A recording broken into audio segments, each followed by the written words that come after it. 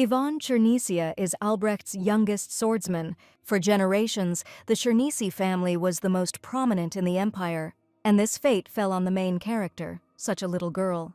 While in the carriage, Ivan thought that she needed to go to the imperial palace to see Ernst.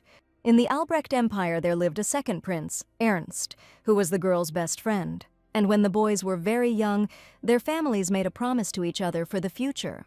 However, it is unknown what exactly this future meant, but because of this, Ivan is obliged to frequently visit the imperial palace. Thinking about this, the girl realized that her sisters were constantly encouraging her before leaving. The girls urged Ivan to be careful not to run into Prince Theodore.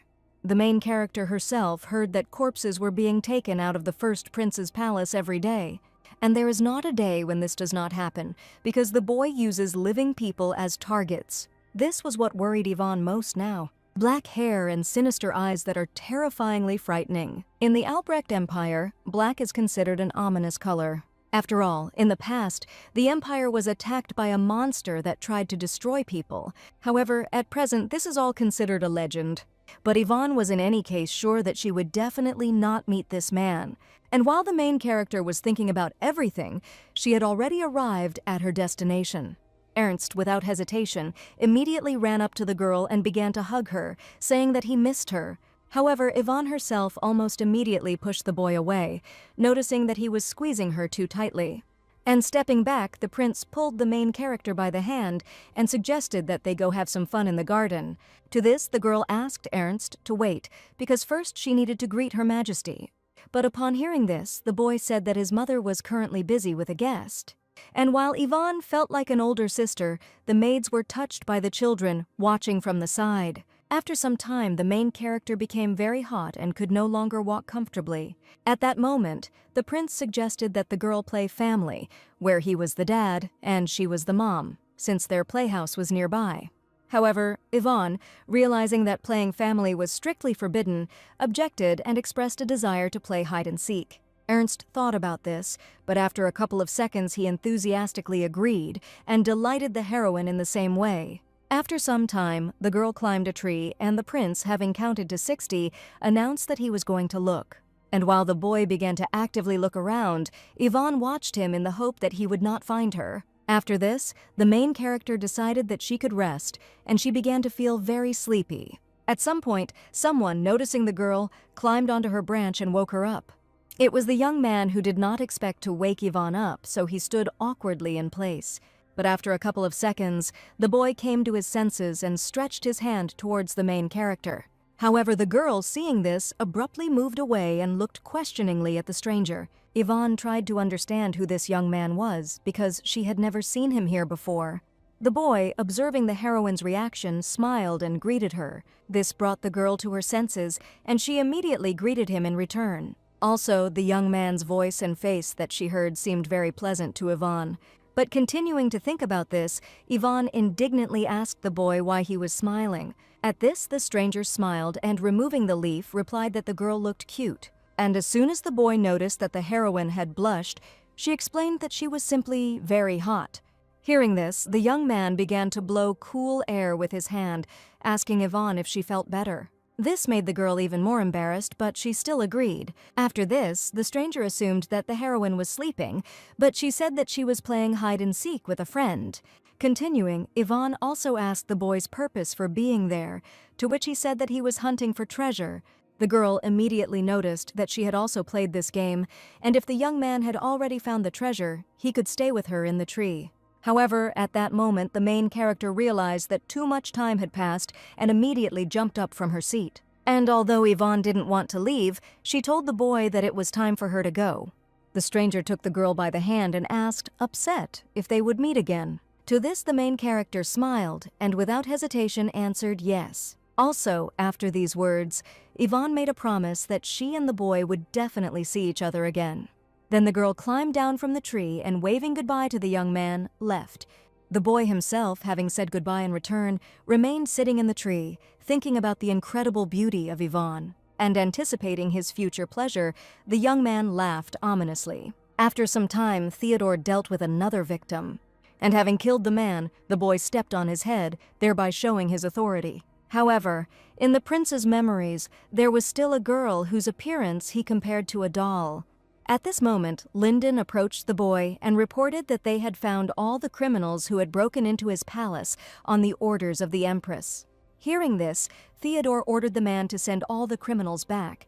The knight objected to this, as returning everyone to the Empress's palace would be problematic. Also, continuing, Lyndon added that the second prince had disappeared. However, the boy ignored this and told the knight that he had fallen in love. At this time, Ernst was crying and, seeing the main character, asked where she had been. Continuing, the prince said that he lost Yvonne and then got lost himself. To this, the girl apologized, explaining that she had fallen asleep in the tree. And in her thoughts, the main character noticed that Ernst was behaving like a child. But at that moment, Yvonne suddenly remembered the boy from the tree with the mesmerizing eyes, who seemed like an adult to her.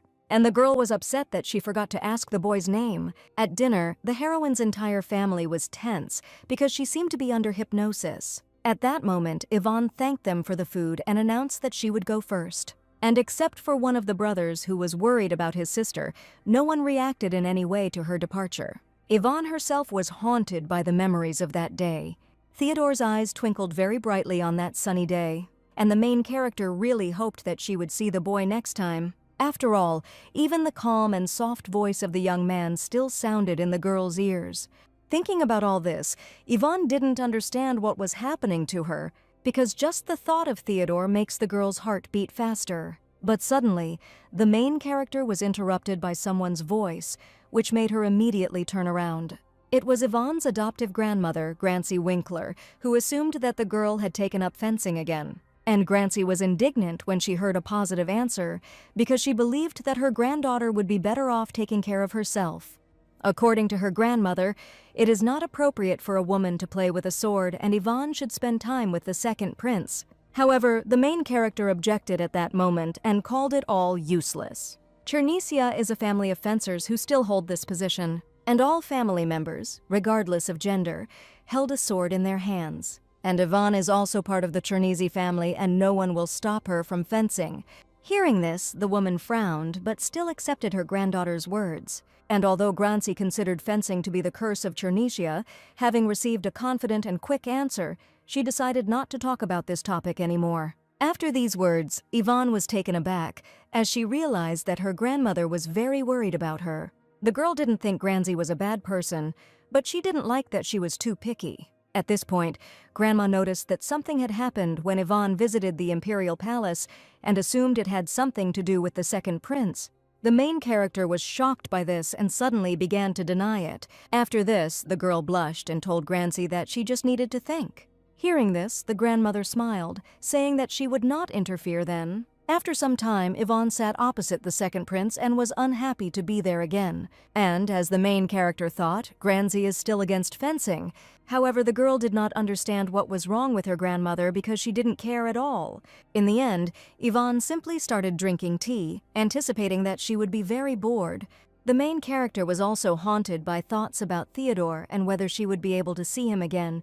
Having thought about this, the girl turned to Ernst and described the one she liked so much in order to find out if he had seen him. But suddenly, a servant approached the prince and informed him that it was time for study. Yvonne, seeing the boy's reaction, told him that she would take a walk in the yard and he could go. However, Ernst was worried that the heroine would disappear, like last time, and would be in danger. To this, the girl noted that she was in the imperial palace and there could be no danger. Hearing this, the prince calmed down, but asked Yvonne to promise him that she would never approach the first prince's palace. The main character agreed, but was shocked because she had completely forgotten about it. Walking through the garden, the girl looked awkwardly at the maid sent by Ernst, and assumed that she would no longer be able to walk alone. This began to irritate Yvonne greatly, and she wanted to return to the mansion. Besides, the main character was very upset that she would not meet Theodore. However, suddenly the girl saw something and ran forward sharply, shocking the maids. It was that same young man, and Yvonne, sitting on the ground, began to ask him to wake up. Theodore himself suddenly opened his eyes and pulled the heroine towards him, noting that they had met again. And while the boy was completely calm, Yvonne blushed deeply and could not answer anything. But a second later, the girl screamed and abruptly moved away from Theodore.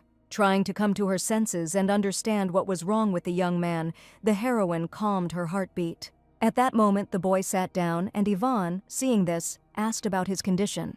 To this, Theodore replied that he simply had a slight cold and asked the girl what was new with her. However, the main character looked sternly at the young man and shouted that it didn't matter now. Yvonne herself continued to examine the boy and noticed that his face was pale, and if you looked closely, you could see that he was trembling. After these thoughts, the girl assumed that Theodore had fainted due to feeling unwell. Therefore, the main character, taking the young man by the hand, suggested going to the Empress's palace. Then Yvonne pulled the boy by the hand, thinking that she should go to Ernst and ask for a doctor. However, Theodore responded negatively, explaining that he did not want to go to the Empress's palace. Continuing, the young man invited the main character to go to the palace of the first prince. Hearing this, Yvonne became nervous, as she immediately remembered the requests of the family and Ernst not to approach the palace of the first prince. While the girl was thinking about this, Theodore sadly suggested that she could not go with him. However, just a second later, the main character agreed to go where the young man would be comfortable. The boy blushed deeply at this and was unable to answer. Suddenly, the boys were interrupted by the maids, who ran up and immediately began to address Yvonne. However, as soon as the girls came closer, they were taken aback and their faces darkened. One of the maids wanted to explain everything, but the main character interrupted her, noting that they were just in time. Continuing, Yvonne said that she wanted to take the boy to the first prince's palace and asked the girls not to tell Ernst anything, as he would be very worried. The maid wanted to object to this, but seeing Theodore's stern look, she immediately changed her mind. And trembling a little, the girl accepted the main character's request. While Yvonne looked questioningly at the maids, the young man pulled her in the right direction, asking her to hurry. At this time, Ernst was sitting in class and wanted to finish as soon as possible so he could play with the heroine. Suddenly, the prince's thoughts were interrupted by the maids, who burst into the office announcing that they had big problems with Yvonne. The girl herself, walking along the corridor, was interested in Theodore's condition and the location of his room. The heroine found it strange that the palace looked no different from the others, but there was no one in it. Thinking about this, Yvonne assumed that Theodore worked here and asked him if he had ever seen the first prince. To this, the young man immediately inquired about the purpose of such a question, and the main character replied that she was simply curious. After all, everyone told the girl to be careful with the first prince. Yvonne also heard rumors that the prince was very difficult to be around. Continuing, the heroine quietly informed the young man that she would secretly ask someone to transfer him to another palace. Because the girl thought that Theodore was in such a state because the first prince made him work a lot. However, the young man immediately objected, saying that the prince was not such a bad person. The main character was happy to hear this, because she realized that rumors were just rumors. Yvonne then turned to the boy and asked him his name. But just as the young man was about to answer, Ernst interrupted them with a shout. The girl immediately turned around and asked the second prince how he got there. The boy was already in tears and begged Theodore to bring back the main character. And at the moment when Ernst addressed the young man as his brother, Yvonne froze in fear. A second later, the girl looked at Theodore and asked him if he really was the first prince. Hearing this, the boy became a little depressed because he did not consider this information important. Then, having changed his appearance, the prince answered Yvonne's question positively. And continuing, the boy said that he was Theodore Leoni Albrecht. At that moment, the main character noticed that the prince's hair was so black that it looked like the night sky. The young man himself told Yvonne with a smile that he understood everything. However, seeing the girl's frightened face, Theodore became upset, as he assumed that she was also afraid of him. And just as the prince wanted to touch the main character, Ernst stood between them to push them apart. The boy then took Yvonne by the hand and led her towards the exit, but she asked him to wait. However, the second prince ignored the girl, and she could only look at Theodore's lonely silhouette. The young man himself was irritated by all this, and for this reason alone he wanted to hide everything. Already in the palace of the second prince, Ernst asked Yvonne whether nothing bad had happened. The heroine repeated once again that Theodore was unwell, and she simply led him into the palace. However, the boy continued to doubt, thinking that the first prince had forced Yvonne to remain silent. This infuriated the girl, and pressing the prince to the chair, she asked him to look at her. Continuing, the main character said that she was fine and had no injuries. But noticing that Ernst had turned deeply red, Yvonne wondered what was wrong with him. At this point, the servant noted that it was already late at night and it was improper to stay with the girl for so long, so the prince should return to his room. After these words, Ernst wished the main character good night and left. As he left, the man turned around and said he was glad Yvonne had returned safely. The girl herself did not understand why everyone pretended that the devil himself had captured her. It seemed strange to the main character that everyone thought so badly of the first prince, although he had not harmed her in any way. In Yvonne's opinion, Theodore smiled at her very warmly and turned out to be different from what people said about him. And after thinking about this, the girl decided that she wanted to meet the first prince again. A few days later, the main character, while reading a book, asked Ernst what he was doing. However, the prince asked not to pronounce his name, as he was currently on a mission. And when the girl suggested that it was a game, Ernst took off his glasses and looked at her indignantly. The boy then explained that he was protecting Yvonne because he didn't know when Theodore might show up. To this, the main character replied that there was no need for this. Besides, the girl believed that the prince did not have time to play since he needed to study. However, Ernst, feeling awkward, said that today was the weekend, so everything was fine. Hearing this, Yvonne sighed, not knowing if the boy understood what was being said. Thinking about this, the heroine asked the prince if he had a book about the country's history from 10 years ago. At this, Ernst came closer and pointed his finger at the place where the book stood. Taking the book in her hands, Yvonne wanted to know what was written there because despite the fact that Theodore is the first prince, he is not referred to by title. And when Ernst asked her why she needed the book, the main character replied that she was simply curious.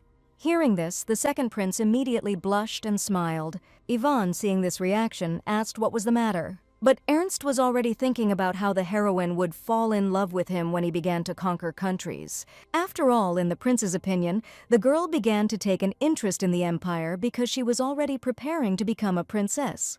After these thoughts, Ernst took Yvonne by the hand and said that he would do everything possible to become a good emperor and husband. However, the main character froze in bewilderment and asked whose husband they were talking about. Continuing, the girl said that she had never heard about her wedding with the second prince. Besides, Yvonne believed that marriage should be with the person she loves. Having said this, the main character ran away, and Ernst remained standing there, trying to figure out where she had gone. Already in the garden, someone covered the girl's mouth with a hand, asking her to be quiet. And Yvonne, recognizing the voice, immediately turned around and blushed a little. It was Theodore who explained that he couldn't hold back and came to the main character. Ernst was actively searching the room at this time and shouting to Yvonne, trying to find her. However, the boy still didn't understand where the main character had gone. At this moment, the prince was suddenly interrupted by the teacher, who asked him how long he had been there. Then the man pulled Ernst by the hand, saying that today they would study twice as much. The first prince and the main character, who could hardly contain her joy, watched all this from the window. After this, Yvonne turned towards Theodore and began to talk about something. However, noticing that they were too close to each other, the boys immediately moved away, asking for forgiveness. The prince, hearing another apology, assumed that Yvonne was uncomfortable. Continuing, Theodore said that he didn't want to deliberately hide everything. After all, as the girl already knows, black hair frightens everyone, and such is the fate of the first prince. That's why the boy couldn't tell Yvonne about it right away, for fear of scaring her. Hearing this, the main character immediately began to slap herself on the cheeks and surprised Theodore in the same way. The girl then apologized and said that she didn't believe all such rumors. After all, the first prince, whom Yvonne personally knew, turned out to be the wrong man. However, the main character still felt a little uncomfortable, because that day the girl was too rude and she was ashamed. So now, saying that she was very sorry, Yvonne moved closer to the prince and offered to make peace. Theodore thought about this for a bit, but eventually agreed. And looking at the main character's smile, the boy realized that his world had completely changed after meeting her. At that moment, Yvonne touched the prince's hands and said that she missed him very much. After some time, the girl tried on the outfit and asked Ernst if she looked good. The boy, holding back his emotions, replied that everything fits together. And when Yvonne asked whether she should change her hair clip, the prince said that everything suited her. Continuing, Ernst suggested that the girl would now dress so beautifully every day. The main character became a little nervous at this, but replied that she was bored of simply living in the imperial palace. And then, seeing that the time had come, Yvonne announced that she was going for a walk and left. After that day, the main character made an appointment with Theodore. The girl suggested to the first prince that they meet on the tree every day at 2 o'clock in the afternoon. And no one knows about it except the guys themselves. As Yvonne tried to climb the tree, Theodore greeted her with an outstretched hand. This shocked the girl a little, and she noticed that the prince had arrived early today. However, the young man helped the heroine to get up and objected because he had arrived only recently. Continuing, Theodore told Yvonne that she looked great today. And when the girl objected, the prince said that she was the most beautiful of those he had ever seen. The heroine was indeed very bored in the imperial palace, and every day, meeting with Theodore, the girl talked a lot and had a good time. Thinking about this, Yvonne asked the boy what he had done with his hair. And the prince, snapping his fingers, said that it was magic because his father didn't like it. The girl wanted to ask Theodore a lot of things, but when she saw that expression on his face, the question stuck in her throat like a lump. But a second later, Yvonne said that she really liked the first prince's hair because it was like the night sky. Hearing this, the young man noted that the heroine had previously said that his hair was sinister. However, the girl explained that this was in the past because until she saw it in person, she thought differently than it actually was. Theodore himself noticed Yvonne's hands, and the main character noticed that her hands really were not like the hands of other noble ladies. Continuing, the girl said that the calluses appeared because of the sword and said that it was not very beautiful. To this, Theodore kissed Yvonne's hand and replied that it could not be ugly because it was proof of her work. However, upon seeing the scar on the heroine's hand, the prince was shocked. After all, these are traces of dark magic, and the only ones who can use this level of power are Chernisia. Seeing this reaction, Yvonne said that everything was fine and asked to listen to her story. Once upon a time, not long ago, there lived a noble man who missed his dead wife very much. The man was so bored that he even mistook many women for his wife, and the child born by mistake was the main character. The girl's family was very poor. Yvonne's mother, the only one she had, suddenly fell ill and felt unwell every day. The main character felt very sorry that her mother was sick, but she could not do anything. One day, young men came to the woman with the aim of collecting a debt. When the woman asked to wait, the young man warned that if she could not repay the debt, they would take her daughter away. At that moment, Yvonne picked up a fork and threw it with all her might towards the boys, screaming at them not to yell at her mother. As a result, one of the young men hit the wall and sat with a cut on his cheek, unable to come to his senses. The young man's allies quickly ran out of the house and didn't even look back. The woman couldn't believe her eyes and froze in place. After some time, the mother brought her daughter to Chernisi's family and told her that the heroine had their roots. And while Oswald considered all this nonsense, the man asked him to calm down and went to the girl. Coming closer, the man examined the main character and said that she was definitely Chernisi's child. The woman, hearing this, asked him to give her money. The man agreed to this, and Yvonne said that he would prepare a room for her and she would live in peace for a while. The girl's mother, having received the money, turned around and went home, without even looking back at her daughter.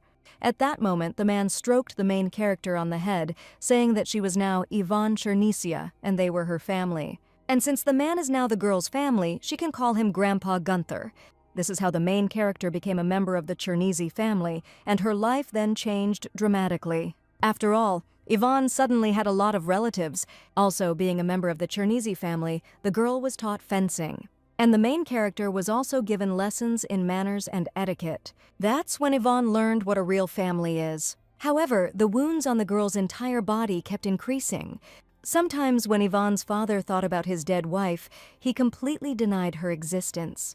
Having said this, the heroine changed the subject a little and told Theodore that she had heard that scars left by a sword could be removed with holy power. However, seeing the boy's upset face, Yvonne assumed that her story was too difficult and asked him not to worry, because Grandfather Gunther had noticed everything. And saying that the man was disgracing the honor of the Chernisi family, Gunther kicked him out of the mansion. So now Theodore doesn't have to make such a sad face. After these words, Yvonne hugged the boy, afraid that because of this story he would not come to her tomorrow. The black-haired prince remained in the shadows after the death of his mother. And in the imperial family, Theodore was an abandoned child.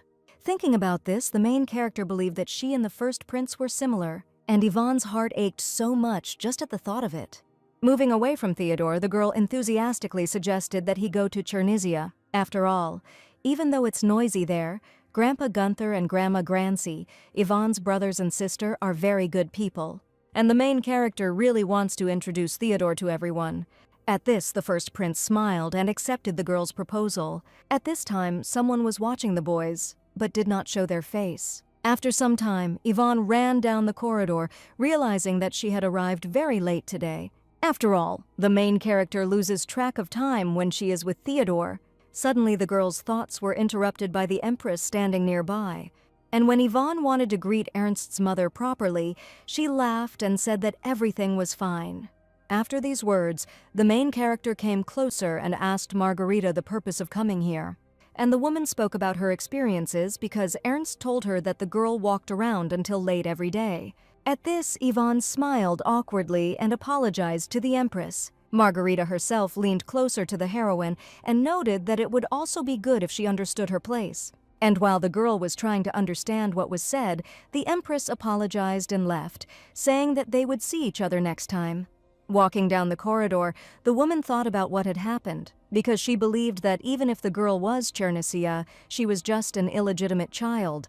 And Margarita could not be deceived. Besides, she believed that if Theodore was only interfering, then Chernisia should be on their side. Thinking about this, the Empress opened the door to the room and was horrified by what she saw. There was the first prince, who greeted the woman with a smile. Margarita continued to stand in place, looking in shock at the bodies of people who were already lying there without signs of life. Seeing this reaction, Theodore explained that he saw someone who had been watching him while he and Yvonne were sitting in the tree. And then, heading towards the Empress, the boy declared that it was time for Margarita to stop behaving like this. After all, no matter how many assassins a woman sends to the first prince, it's all useless. The Empress became angry at this and asked Theodore about his intentions. And sitting down, the boy calmly replied that this was a declaration of war, because the first prince found what he had wanted for so long. So now Theodore will have to take the throne. While the boy was talking to the Empress, a man with a weapon suddenly appeared in another room and attacked Ernst. The second prince sat on the floor and cried, but Yvonne was able to protect him with a stick at that moment. After this, the servants ran into the room and asked if everything was okay with Ernst. Then, one of the men extended his hand to the girl and said that they would take her to a safe place. However, the main character herself was worried about Theodore, and she wanted to test him. It was also at this moment that Yvonne remembered the Empress's words. But despite Margarita's warning, the first prince was more important to the girl. So, without further ado, Yvonne suddenly moved from her place and ran to check on Theodore. Walking down the corridor, the main character thought only about the boy and hoped that he was okay. But at that moment, suddenly another killer with a knife appeared behind Yvonne and immediately began to attack her. The girl herself, hearing the noise, immediately turned around and froze in shock. However, the killer suddenly stopped and then fell as Theodore got ahead of him. Seeing the boy, the main character exhaled and immediately turned to him. Continuing, Yvonne asked the prince if he was injured and warned him that the imperial palace was under attack. But seeing Theodore's hands covered in blood, the girl fell silent. However, the boy quickly calmed the main character down, saying that the blood was not his at all. Yvonne remembered all the rumors that said that the first prince was a monster. And when Theodore turned to the girl, she looked up at him with a frightened expression. Seeing the heroine's reaction, the boy assumed that she was scared. But Yvonne just smiled softly, shook her head, and said that she was not afraid. At this, Theodore smiled and, taking a couple of steps forward, hugged the girl tightly. The boy then reminded her of Yvonne's invitation and warned that he would likely not be able to visit her for some time. But the first prince promises that the time will come when he will take the main character. And continuing, Theodore asked the girl to wait for him. Several months have passed since the incident in the palace, and a cold winter has arrived. Yvonne remembered little from that day because she fell asleep in Theodore's arms and woke up in Chernici's mansion. The heroine did not know what happened to Theodore, since having sent him a letter, she never received a reply. The atmosphere in the house became heavy, and the girl could only watch from the sidelines as changes took place in her family. These changes proved to be harsh, for as soon as winter ended, Chernici's family found themselves embroiled in betrayal and suddenly disappeared from history. And now 10 years have passed since the destruction of the family. The main character threw an apple into the air, heading in a certain direction, while the knights asked her questions. The men whispered among themselves, saying that there were rumors that the girl was a master of fencing. At this time, Yvonne went to the window and, seeing her reflection, became upset. After all, in the heroine's opinion, she looks like a man. Richard, despite the pain, tried to save Yvonne, and she tearfully begged him to let her fight them. However, the young man, having let the main character go, asked her to run away. Continuing, the young man said that he and everyone else would finish everything, but Yvonne had to run, even if this was the end. After all, it is the girl who will clear Chernicia's name, and all hope lies only in her. After these words, the main character woke up abruptly, realizing that this was another nightmare. The man who saved Yvonne 10 years ago was the second prince, Ernst. That day, the boy tried very hard to calm the heroine down, but the main character kept talking about how her entire family was dead. Hearing this, Ernst burst into tears and hugged the girl tightly, asking for forgiveness. Then the second prince promised Yvonne that he would save her and protect her from now on. Thus, the heroine became Ernst's family on her mother's side, since she was entrusted to the Ferdinand family. Rudolf, Margarita's older brother, looked at the girl, saying that she was Albrecht's youngest sword and the last survivor of Chernicia. Then the young man moved closer and told Yvonne that she was no longer Chernicia, but an orphan, a commoner who had accidentally caught his attention. The young man thought it would be good if the main character understood to whom she owed her life. But, noticing the scar on the girl's hand and realizing that it was Leobrant's holy power, Rudolf was taken aback and could not believe what he saw. After the death of the head of Leobrant, there is no one who has holy power. Thinking about this, the young man told Yvonne that he would cast a spell on her, and if anyone found out her identity and real name, she would not be able to escape death. And this was the beginning of a hellish life. Suddenly, the main character's thoughts were interrupted by someone addressing her. It was Lady Catherine, who thought Yvonne was deliberately ignoring her. And when the heroine explained that she simply didn't hear the girl, she called her words an excuse. Katrina Ferdinand was adopted by the head of the Ferdinand family. One day, Katerina asked Rudolf if he would really give her a special gift, to which the young man assumed that the girl had already decided something and asked about it. After these words, Katerina immediately pointed at Yvonne, saying that she wanted this child. And the girl became the very person who took the main character's life into her own hands. While Yvonne was thinking about this, Katerina came closer and hit her in the face. Continuing, the girl told the heroine that she hadn't liked her for a long time. After all, Yvonne behaves like a noblewoman and looks down on everyone. Therefore, Katerina would not be against depriving the heroine of her head if she doesn't like something. However, the Empress's generosity played a major role, and it would be bad if the girl disobeyed her. At this point, Catherine was interrupted by Benjamin Ferdinand, Rudolf's son and the current head. Coming closer, the young man sternly asked Katerina what she was doing, to which the girl smiled and replied that she was simply teaching the main character. This made Benjamin frown even more, and he asked Katerina who had given her permission. And the girl explained that Yvonne was a gift that the previous head had given her, so she belonged entirely to her. However, if you pay a fair price, Catherine will not touch the main character. These words left Yvonne confused, but she remained silent. Benjamin noted that Catherine had already started her business, and moreover, Emperor Theodore would soon arrive. Hearing the familiar name, the main character blushed and immediately felt sad.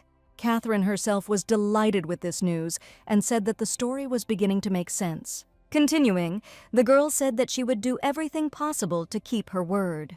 After these words, Catherine left, and Benjamin immediately looked at the heroine's face with disappointment. And raising Yvonne's head, the young man asked to show the mark of the blow. The main character could no longer hold back her tears and shocked Benjamin in the same way. The girl remembered Theodore's words that one day he would definitely come back for her and hoped that this day had finally come.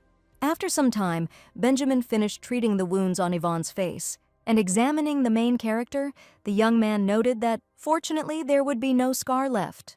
However, as soon as the young man began talking about medication, Yvonne interrupted him. Continuing, the girl inquired about the deal that Benjamin had made with Katerina. And when the main character suggested that it was all because of her, the young man grabbed her by the shoulders, trying to bring her to her senses. Then the young man hugged Ava and said that she shouldn't worry, because he had enough patience and strength to take her away from Katerina. Benjamin also asked the girl to tell him her real name when the time came. The young man met Ava 10 years ago on a cold winter day. Benjamin smelled blood that day and immediately started looking around. Seeing the girl on the ground, the boy assumed that the smell was coming from her.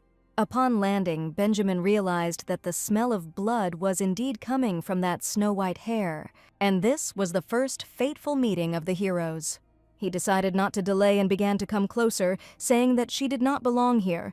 So continuing, Benjamin asked Yvonne to go home quickly. However, the girl began to cry and began to list her entire family who had tragically died. This made Benjamin a little nervous, and he remarked that he didn't want to ask that. Continuing, the boy sat closer and introduced himself, asking Yvonne her name.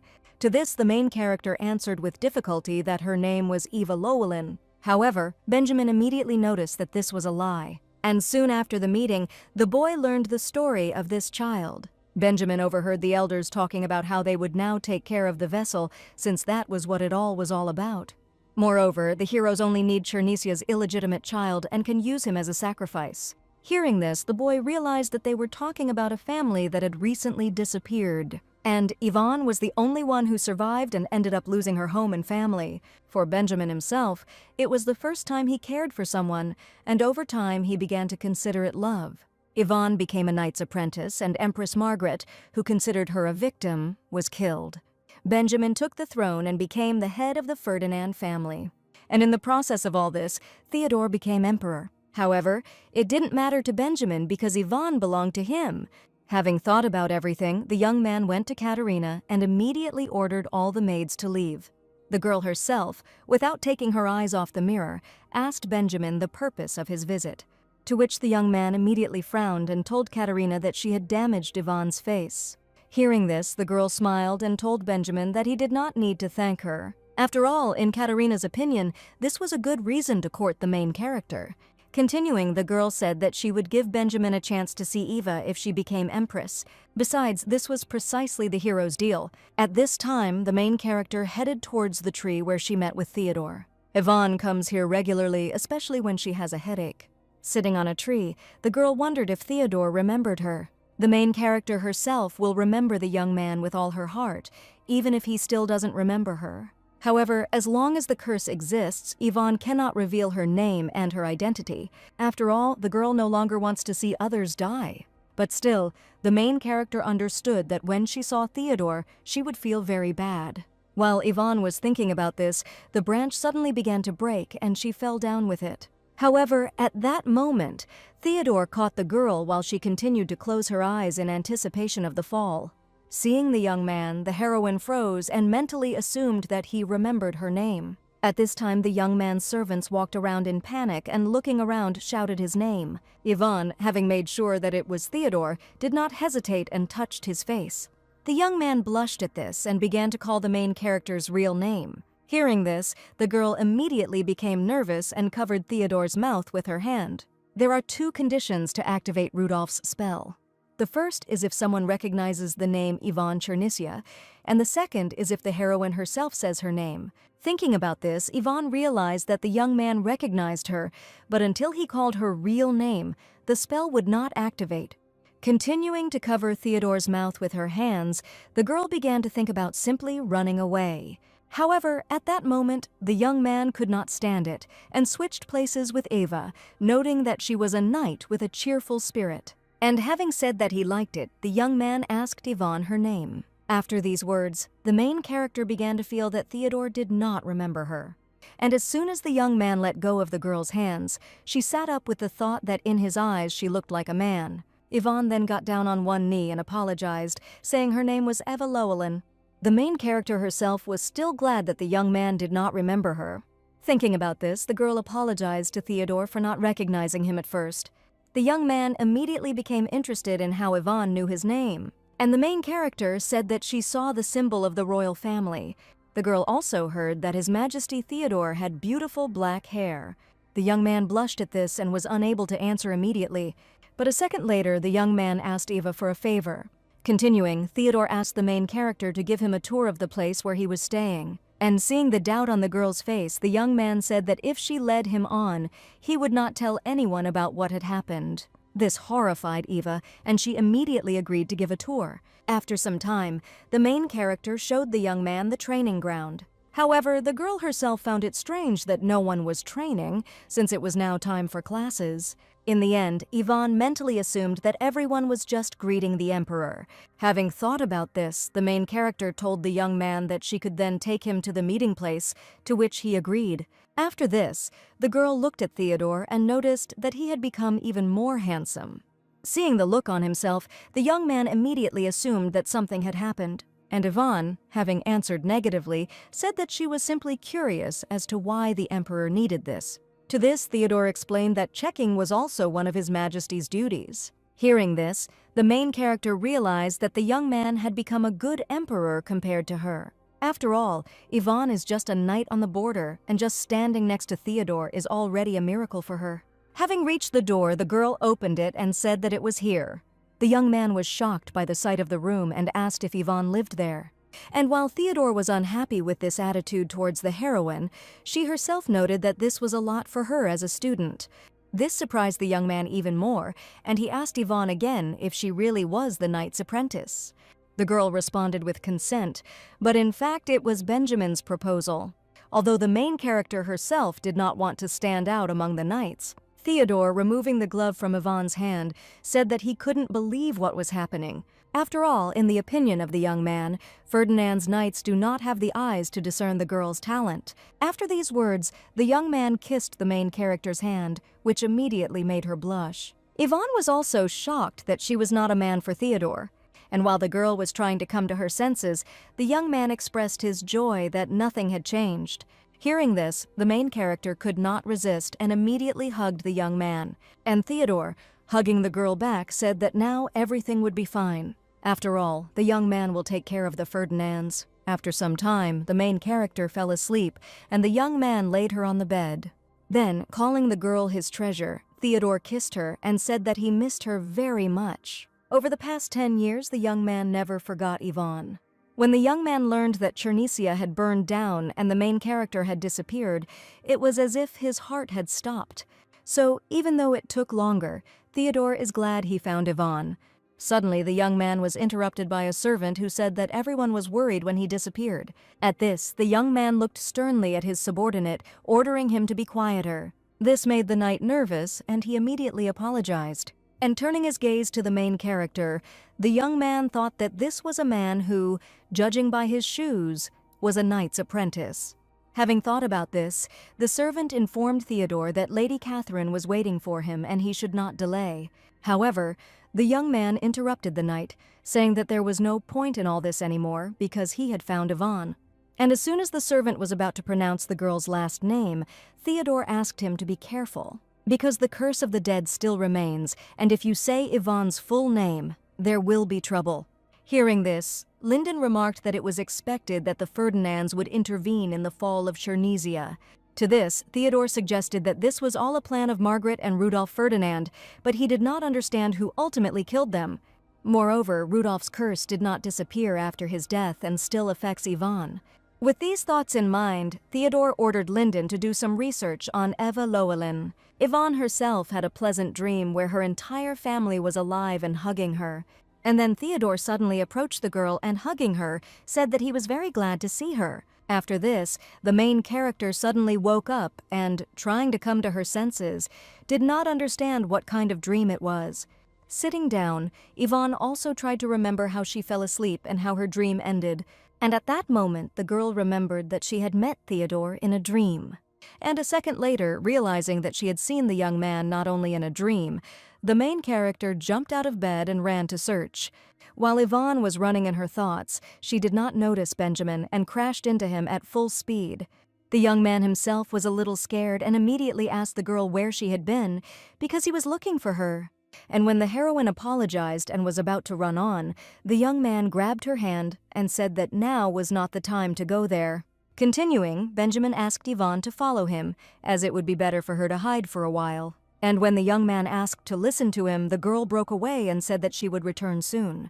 The young man tried to warn the main character by shouting, but she did not listen and went in the direction she needed. But a second later, Yvonne froze in place at what she saw.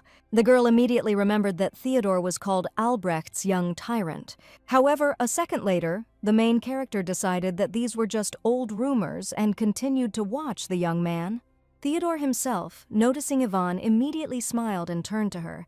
And while the girl herself stood in shock, the emperor noted that she had arrived just in time. Continuing, the young man asked Yvonne if she would go with him, as he wanted to take her into the Imperial Order of Knights.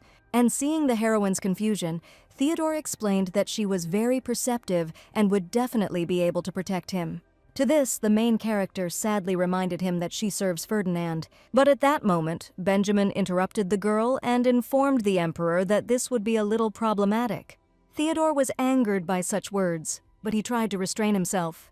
After a few seconds, the young man smiled and asked Benjamin if he really was the head of Ferdinand. To which the young man, despite his anger, knelt down and, introducing himself, greeted the emperor. Continuing, Benjamin noted that no matter how great Theodore was, he could not take Yvonne. After thinking for a moment, the emperor replied that the girl had not yet been knighted, so there should be no problem. The young man also noted that he first asked Yvonne for permission. After these words, Benjamin looked at the heroine and asked if this was true, to which she immediately nodded. Seeing this, the young man sternly told Theodore that he joked too often. The emperor grinned and replied that in that case he would issue an imperial decree. However, a little panicked, Benjamin said that this was impossible, and even the emperor was not able to do such a thing. After these words, the young man frowned and inquired about the payment. And suddenly, Katerina intervened in the conversation, saying that Theodore should discuss this with her. Having said this, the girl immediately introduced herself and greeted His Majesty. Theodore himself simply looked at Katerina and said that it did not concern her. But the girl, expressing regret, told what Yvonne Rudolph had given her as a gift. And now Katerina owns the main character, and she is her most precious gift. At first the young man was horrified by this, but then he smiled and said that they would do it then. And as soon as Katerina asked Theodore for the title of Empress, he suddenly drew his sword on her. The girl instantly fell to her knees in pain and began to hold the wound with her hand. And at that moment, the young man told Katerina that in exchange for Yvonne, he would spare her life. And then smiling, Theodore repeated that the price was life, although in his opinion this was already clear. Katerina immediately realized that the young man was dangerous and really was trying to kill her. Therefore, starting to tremble, the girl asked the emperor to help her. Continuing, Katerina took out a piece of paper with words about what she would give to Yvonne. The main character herself, upon seeing the document, was shocked by the fact that the girl always carried it with her. Theodore destroyed the document at that moment and told Yvonne that there were no more obstacles and that she would no longer serve him. And holding out his hand, the young man once again asked the heroine if she would go with him. After these words, the girl blushed a little and, giving her hand, agreed to Theodore's proposal. However, upon hearing Benjamin's appeal, Yvonne was very confused. The young man took the main character by the hand and began to ask her not to leave, but Yvonne, apologizing, said that she wanted to go with His Majesty. And then the girl turned around and, thanking Benjamin for everything, left. Once the heroes had moved away from everyone, Theodore expressed his joy that Yvonne had chosen him. After all, the young man had already thought that in case of refusal, he would take the main character by force. The girl said that it was her mistake, since she did not know that Theodore would walk there alone, and Yvonne also added that she would never harm the young man. The emperor himself ignored all these words and simply hugged the girl tightly.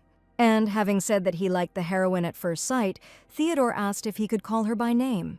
For 10 years, Yvonne had lived under a different name, and now she felt awkward hugging a young man like this. Moreover, the girl felt that the smell emanating from the emperor had not changed at all. And after thinking about this, the main character allowed Theodore to call her by her first name. And Yvonne herself felt for a moment as if she had returned to the past. At this time, Benjamin, immersed in memories of the heroine, was angry and could not believe that she was gone. Lady Catherine lost consciousness, and the maids ran around her in panic, asking for a doctor to be called. One of the servants decided to turn to Benjamin for help. However, upon seeing the young man's face, the man was horrified. Benjamin was very angry and, ignoring what was happening, thought that he would not leave everything so easily. Theodore, already in the carriage, asked Yvonne if everything was okay, and the main character quickly responded with consent, thanking His Majesty for his concern. The young man, seeing Yvonne's excitement, said that she shouldn't be so nervous and that she could relax. However, the girl herself thought that she was not even a knight, and, in her opinion, she could not ride in the same carriage with the Emperor. Theodore was very upset by the heroine's reaction, and, turning away, he assumed that she was afraid of him. And the young man himself was prepared for this, because Yvonne had to see a not very pleasant scene. But the girl was surprised by such an assumption because, in fact, she was not afraid of such things. Therefore, after thinking about this, the main character answered the young man that she was not afraid of him. Rather, Yvonne felt relieved, as she was finally free from tyranny. At that moment, Theodore turned the girl's face towards him and removed the bandage, and she was surprised that her wound had healed. And continuing, the young man asked the heroine not to worry, because from now on he would protect her. However, Yvonne looked away and noted that it was she who should protect the Emperor. The young man agreed with this and asked the main character if she would console him. This made the girl very confused, and she asked the Emperor what he was talking about. But suddenly Yvonne noticed that Theodore's hands were shaking violently, and the young man himself noted that he found the fact that His Majesty was afraid of blood funny. Hearing this, the main character realized that Theodore had deliberately portrayed cruelty for her sake. Realizing everything, Yvonne asked permission and placed her hand on the Emperor's hand. At first, the young man was shocked, but then he pressed himself against the girl and expressed his joy that she was nearby. After a few days, everything was fine, as the arrival at the palace went without any problems.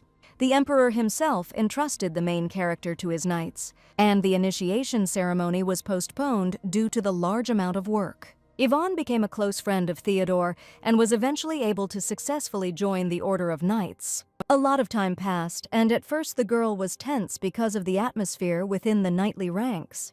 But all the knights turned out to be very friendly, contrary to Yvonne's assumptions that they would be angry because of the newcomer. These 10 years were the most terrible in the life of the main character, and now a time of peace has come. One day, Theodore approached Yvonne with the suggestion that her legs would go numb if she stood for a long time. However, the girl replied that everything was fine, to which the Emperor looked at her sullenly. And then, pulling the heroine by the hand, the young man said that he didn't like this. Continuing, the young man asked Yvonne to sit comfortably and eat dessert. And while Theodore was handing the girl the dessert, she said that she had to protect him. But the Emperor noted that everything was fine because he believed that there was no point in just standing there. Besides, the young man has other people accompanying him. And having said this, Theodore turned to his servant and asked him to confirm what he had said, to which the young man turned around and, trembling, agreed with His Majesty. Yvonne immediately realized that people were still afraid of Theodore. However, the main character thought this was strange. After all, the young man is very kind to Yvonne. Theodore told the officials that the minister's insight was amazing, and he would like to reward them by giving them a little rest. The Emperor called the chef's dessert an excellent job, while the chef frantically begged him for forgiveness. The young man informed the knights that there was no longer any need to accompany him, so they could return to their homes after dinner, because Theodore has a great assistant. All these actions made Yvonne unable to understand what had happened to the Emperor. At this time, the young man removed the sweet from the heroine's lip and, noticing that the dessert was delicious, licked his finger. The girl and all the servants were horrified by this and froze in place. A second later, the subordinates apologized and immediately ran out of the office. And while Yvonne found it all surprising, Theodore was delighted with the long-awaited silence. Then the young man lay down on the main character's legs, saying that he needed to rest. Continuing, the Emperor stroked Yvonne's hand and asked her to play with him. But the heroine herself didn't know what to do when Theodore was behaving so stupidly. After a while, Yvonne apologized and asked the young man if it was time for him to get up. And despite the large amount of work, the young man replied that he would lie down a little longer. The main character didn't know what to do in this situation and was trying to decide whether to wake Theodore. The young man himself asked Yvonne to play with him some more.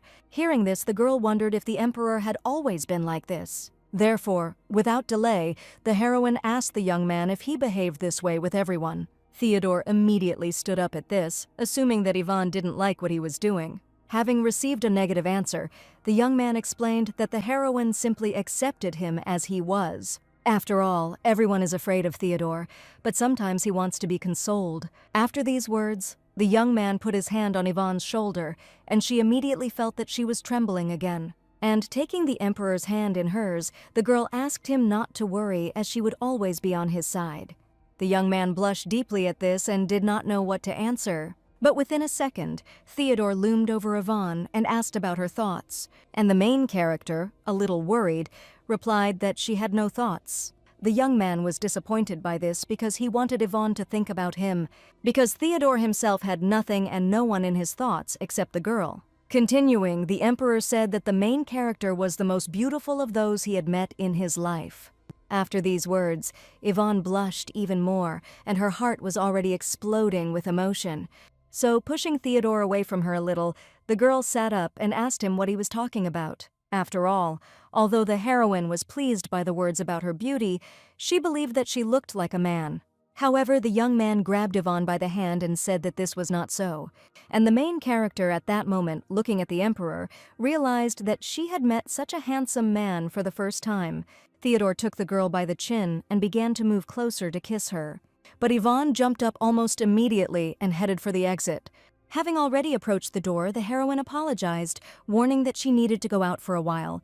And the young man, looking at the girl with disappointment, only quietly turned to her, calling her by her real name. Yvonne, standing in the corridor, tried to figure out what to do, because her heart was not calming down.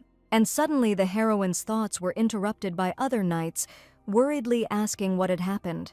Remembering everything, the girl blushed even more, and overcome with tension, shouted that everything was fine. To this, the young men noted that Yvonne could be telling the truth, since the emperor was often rude to them all and was cruel. Hearing this, the main character could not stand it and shouted that Theodore was not that kind of person.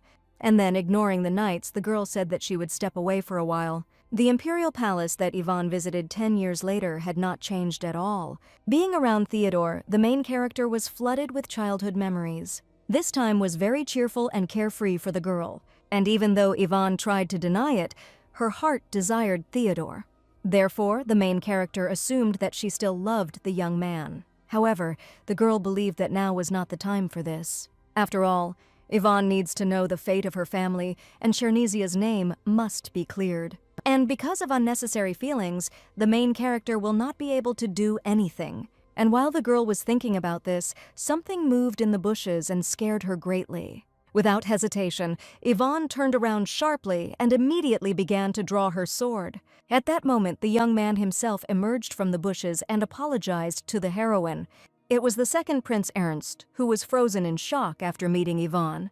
The girl remembered the prince's words that he would protect her. Ernst said that he would come for the main character, and Yvonne was angry that the young man did not keep his promise, so she put a sword to him. Then the girl asked Ernst to be careful, because if he called her name, he would die. The young man began to cry and apologize for not being able to keep his promise. At this, Yvonne smiled and noted that the prince was still crying like a child. Continuing, the girl put away the sword and said that Yvonne was no longer there, and she was now Eva Llewellyn. Then the main character turned around and headed in the direction she needed. After this, Ernst cried and apologized a lot, and only after he calmed down did Yvonne hear his story.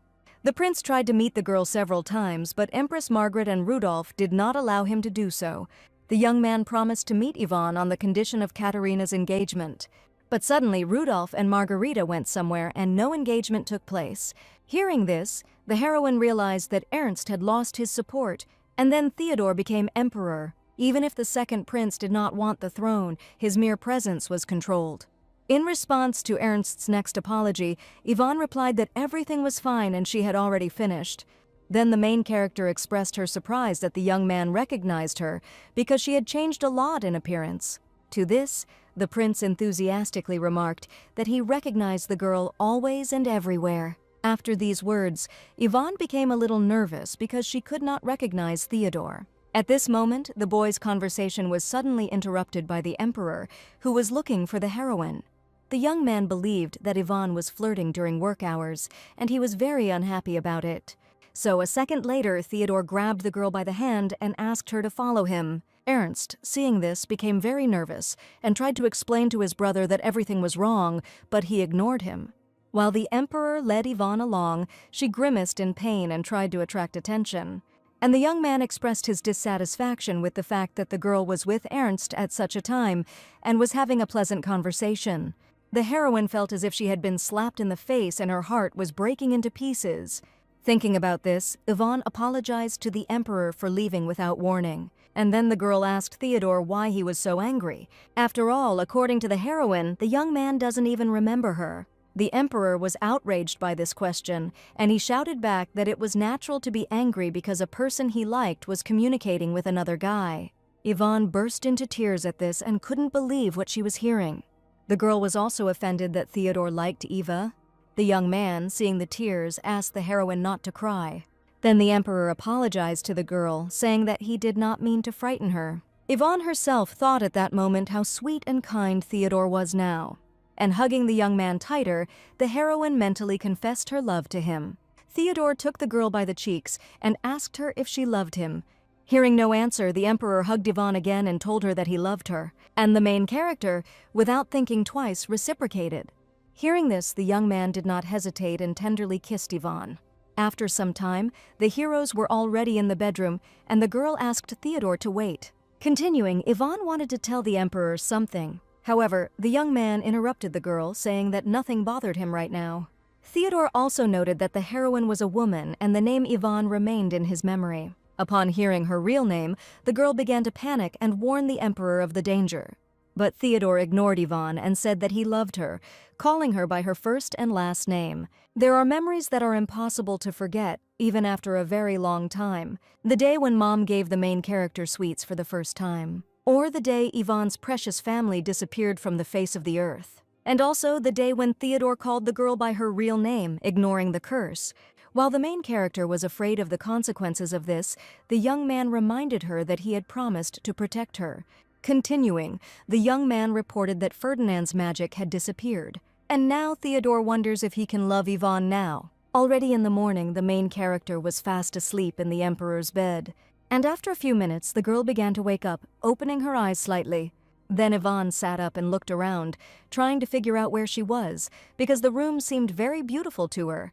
But suddenly the main character noticed her appearance and immediately blushed deeply. At that moment, Theodore approached the girl and asked if she was awake.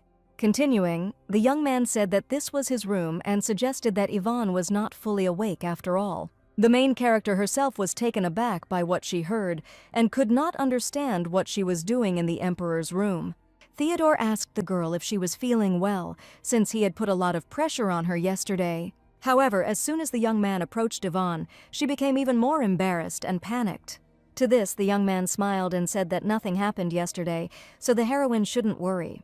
After these words, the girl remembered that Theodore called her by her real name and tried to understand why he was not hurt. The emperor, seeing Yvonne's puzzled face, assumed that she had many questions. And, putting a robe on the heroine, Theodore said that he would answer any of her questions. After all, the young man had missed Yvonne very much for the last 10 years. Sitting at the table, the girl first asked Theodore when he found out that she was Yvonne, and the young man said that he recognized the main character from the moment he saw her. After all, Theodore is not so stupid as not to recognize the woman he loves. Hearing this, Yvonne wondered why the emperor pretended not to know her. To which the young man explained that at that moment, it seemed to him that the heroine did not really want him to recognize her. And in fact, Theodore didn't want to tell Yvonne about it so soon. However, the main character looked at the young man in such a way that he simply could not continue to hide everything. After hearing everything, the girl blushed a little and could not believe that everything had happened like this. Yvonne then asked the emperor what happened to the spell, and the young man said that it was a matter of divine power. Continuing, Theodore broke the cup and, showing that his hand was intact, explained that Leobranti's power could heal anything. The emperor also told the heroine that he had healed the scars on her hands. After all, the young man had previously trained diligently in order to somehow heal Yvonne when they met. And Theodore never believed that the main character died. After these words, Yvonne realized that their meeting with the young man was not accidental, because he had been looking for her for all 10 years. Thinking about this, the girl began to be filled with joy, and she thanked Theodore with a smile. The young man himself was interested in how long the heroine would treat him with respect, and Yvonne replied that she was already used to it because she couldn't behave differently in front of other people. Theodore, coming closer to the main character, asked her to call him by name, and as soon as the girl wanted to object, the young man interrupted her by kissing her. Continuing, the Emperor remarked that it was normal for him and Yvonne to address each other in this way. At this, the main character blushed deeply and was a little taken aback. But a second later, the girl kissed Theodore back, calling him by name. At this time, Benjamin watched the heroes through the ball, and unable to accept what was happening, the young man continued to get angry and cry. The officer, walking down the corridor, was very glad of the silence. Recently, a scandal occurred in the imperial palace between the emperor and his close knight. The knight's lineage is unclear, but this man changed his majesty and became a favorite among all the people in the palace. There are also rumors that the heroes were seen leaving Theodore's bedroom together. The officer didn't care who the emperor slept with, because the main thing was that it didn't affect anything. And it was important to the young man that now they would definitely not deprive him of his head. Thinking about this, the officer approached the office door and knocked. Then the young man opened the door slightly, announcing that he had brought Theodore materials. At that moment, the emperor was with Yvonne, and while he was absolutely calm, she blushed deeply and began to move away. The officer was also very shocked by everything that was happening, and he froze in place. After some time, the girl expressed her concerns about what the officer would think now. But Theodore continued to be calm, because he understood that if the young man wanted to live, he would not say anything.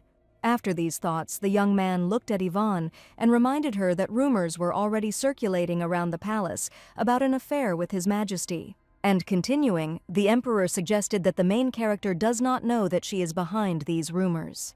However, the girl, looking away, said that she could not help but know about this because the knights were in confusion. After all, the young man could not believe that Yvonne was actually a woman. Hearing this, Theodore noted that most likely the heroine looked like a man because of the curse. The Emperor then announced that he had taken care of this in advance, so that now everyone should know who Yvonne belonged to. The girl did not quite understand His Majesty's statements and asked again, to which Theodore changed his mind and, pressing the main character to himself, said that first they needed to renew their relationship. After these words, Yvonne smiled and turned her gaze to the table with a large number of papers. Realizing that the Emperor had a lot of work, the girl asked if he was tired. And when the young man answered negatively, the main character immediately realized that it was a lie. After all, Yvonne had previously seen Theodore sitting over documents all night. The young man himself believed that sleep was a waste of time, because now he wanted to be with the heroine and restore their lost 10 years. Having said this, the young man moved even closer and kissed Yvonne. But after a couple of seconds, the Emperor pulled away and told the girl that he had something to give her. And after these words, Theodore pinned a hair clip to the main character's hair.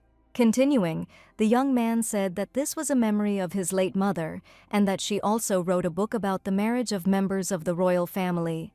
The young man himself is now preparing to raise the topic of Chernasy's family again, and although it may take some time, Theodore wants to know if Yvonne will be his wife when that moment comes.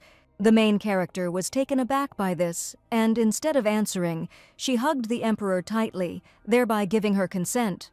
The young man, hugging Yvonne back, asked her if she wanted to grow her hair again. After all, according to Theodore, if a girl's hair becomes longer, she will become more beautiful. The main character herself was so happy at that moment that she could not express it in words.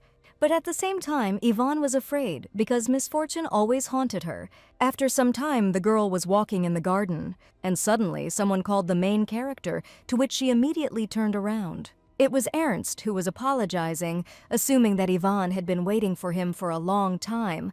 From that day on, the girl continued dating the second prince. However, the heroes' meetings always remained secret. While walking, Ernst reported that he had heard that the Emperor again wanted to raise the issue of Chernasy's family, and Yvonne, having answered in agreement, added that His Majesty was trying his best. After all, this was not an easy case, and the only thing that is clear is that Chernasy's family was accused of lying. And since the accusations were of treason, the harsh reaction was immediate. And upon learning this, Theodore immediately apologized to the main character. Because the young man realized that Yvonne was deliberately not showing him her feelings, so he just had to stand and wait on the side. Thinking about it now, the girl instantly became sad. And Ernst, seeing this, frowned and was a little confused. But as soon as Yvonne went further, the young man asked her to stop because he needed to say something. Previously, the prince was unsure whether to tell the heroine or not, but now he decided that she should know. Continuing, the young man shared his assumptions that another member of Chernasy's family was alive. Hearing this, Yvonne was shocked and immediately began to think who it could be. But even without understanding who this person was, the main character wanted to find him right now. After some time, the emperor stood opposite Yvonne and tried to call her. Continuing, the young man asked what had happened because he noticed that the heroine had turned completely pale. The girl was a little confused at this and replied that everything was fine, because Yvonne understood that Theodore was already in a difficult situation because of Chernesia. The young man thought for a moment and looked sternly at the other knights. And the young men, having understood the hint, immediately began to talk about how they had a lot of work. And then, asking them to let them go, the knights ran as far as possible. Making sure that they were alone, Theodore again asked the girl what was bothering her, because he was very worried. After these words, the main character told the young man what Ernst had told her earlier. The emperor, stroking Yvonne on the head, asked her not to worry, as he would definitely find this man. Hearing this, the girl smiled and addressed Theodore with respect. However, the young man frowned and reminded the heroine that he had asked her to call him by his name when they were alone. Listening, Yvonne looked warmly at the emperor and thanked him. The young man, seeing such an expression on the heroine's face, froze in admiration. And then Theodore couldn't stand it and hugged the girl. Continuing, the young man explained that Ferdinand's magic had been destroyed, and the eyes of the men looking at Yvonne had changed. And when the main character said that she had not noticed this, the emperor frowned and remarked that she should be vigilant. To this, the girl indignantly replied that Theodore needed to be more vigilant, since she had only thought for a moment. Hearing this, the young man realized that Yvonne was talking about something completely different, but he did not argue and thought about Benjamin. And also, ignoring the indignation of the main character, the emperor admired her beauty. But the young man was very irritated by the fact that Benjamin dared to desire Yvonne. Moreover, the young man had previously written a letter to Theodore in order to come to the palace to tell him something important. Having thought about all this, His Majesty began to unbutton the girl's shirt and look around so that no one would see it. Then, without hesitation, the young man bit Yvonne on the shoulder. This made the main character scream a little and blush deeply. And Theodore, having left a trace, moved away from the girl. Yvonne looked at the young man with confusion, trying to come to her senses. And at that moment, the young man pressed the heroine against the wall and kissed her with the thought that he did not want to give her to anyone. A few days later, the girl was lying in bed with a cold. Hearing another sneeze, Theodore asked the heroine about her condition, to which she replied that she was a little better than before. The young man, checking her temperature with his hand, said that Yvonne still had a fever. The girl frowned at this, as she could not understand why Theodore had not become infected, and His Majesty explained that his immunity is not as weak as Yvonne might think. Then the young man approached the heroine and apologized if he had offended her. Continuing, Theodore said that the girl should refrain from outdoor activities until it gets warmer. Hearing this, Yvonne pushed the young man away, indignantly saying that she was healthy and had plans today. And when the emperor asked again about her health, the heroine repeated that she was fine. The girl herself was simply tired of lying on the bed because of her cold.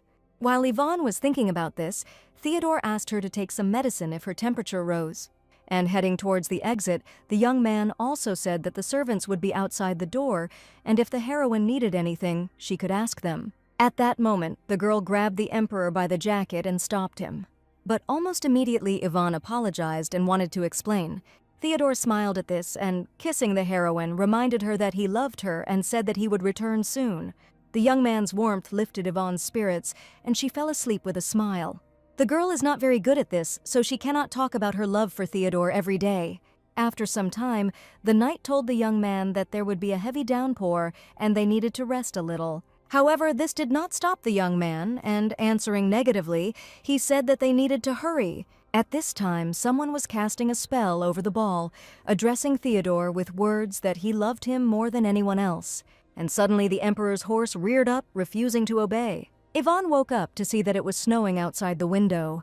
This immediately made the girl smile and decided that she would definitely tell Theodore about this when he returned. At this time, the young man himself was already lying on the ground unconscious. After some time, the main character ran down the corridor in panic. Having reached the right room, the girl tried to catch her breath, and the knights looked at her in confusion. And as soon as Yvonne caught her breath, she said that Theodore had been in an accident. The young men immediately told the heroine not to go into the room, but asked her to calm down because the emperor was fine. The knight also noticed that the girl had turned very pale and needed to rest. However, Yvonne, ignoring the words of the young men, silently ran to the entrance. And having opened the door, the main character froze in place. Theodore, sitting all covered in bruises, immediately looked gloomily at the girl. And while Yvonne was happy that the young man was okay, he threw a vase at her. The main character's expression immediately changed, and she no longer understood what was happening. At that moment, Theodore shouted at the girl to shut up and get out of his sight. Continuing, the young man began to ask the servants who Yvonne was, and then ordered her to be taken out of the room. The main character didn't move at all, trying to understand what was happening. The officer, hearing Theodore's words, immediately turned to the girl and asked her to leave. Yvonne herself could not believe what was happening, because she knew that the emperor was not that kind of person. When the room became quiet, the doctor asked the young man how he was feeling, to which Theodore replied that he had a terrible headache and asked for a painkiller. Not seeing any reaction, the young man turned his gaze to the doctor, assuming that he was ignoring him. The man immediately apologized and explained that he was simply surprised to hear the emperor's angry words for the first time in a long time. Theodore called this nonsense and asked again. However, turning his gaze to the window, the young man was very surprised and froze. After all, His Majesty found it strange that it was snowing in the middle of summer. At this time, the officer told Yvonne that Theodore had amnesia. Continuing, the young man clarified that the emperor's memory remained from the summer while visiting Ferdinand about 6 months ago. Hearing this, the main character immediately realized that Theodore had no memories of her either. The young man himself, sometime earlier, also could not believe what was happening and that he had fallen from his horse. After all, the young man was more certain that someone had fallen on him. And through the blinding sunlight, Theodore saw a face he had missed for a very long time. At this time, the officer asked the main character not to be upset. And holding out a handkerchief, the young man informed Yvonne that the emperor had returned to his original personality. Then the officer turned to the girl seriously, saying that he had a request. Continuing, the young man asked the heroine not to leave Theodore. After all, Yvonne was the closest person to the emperor.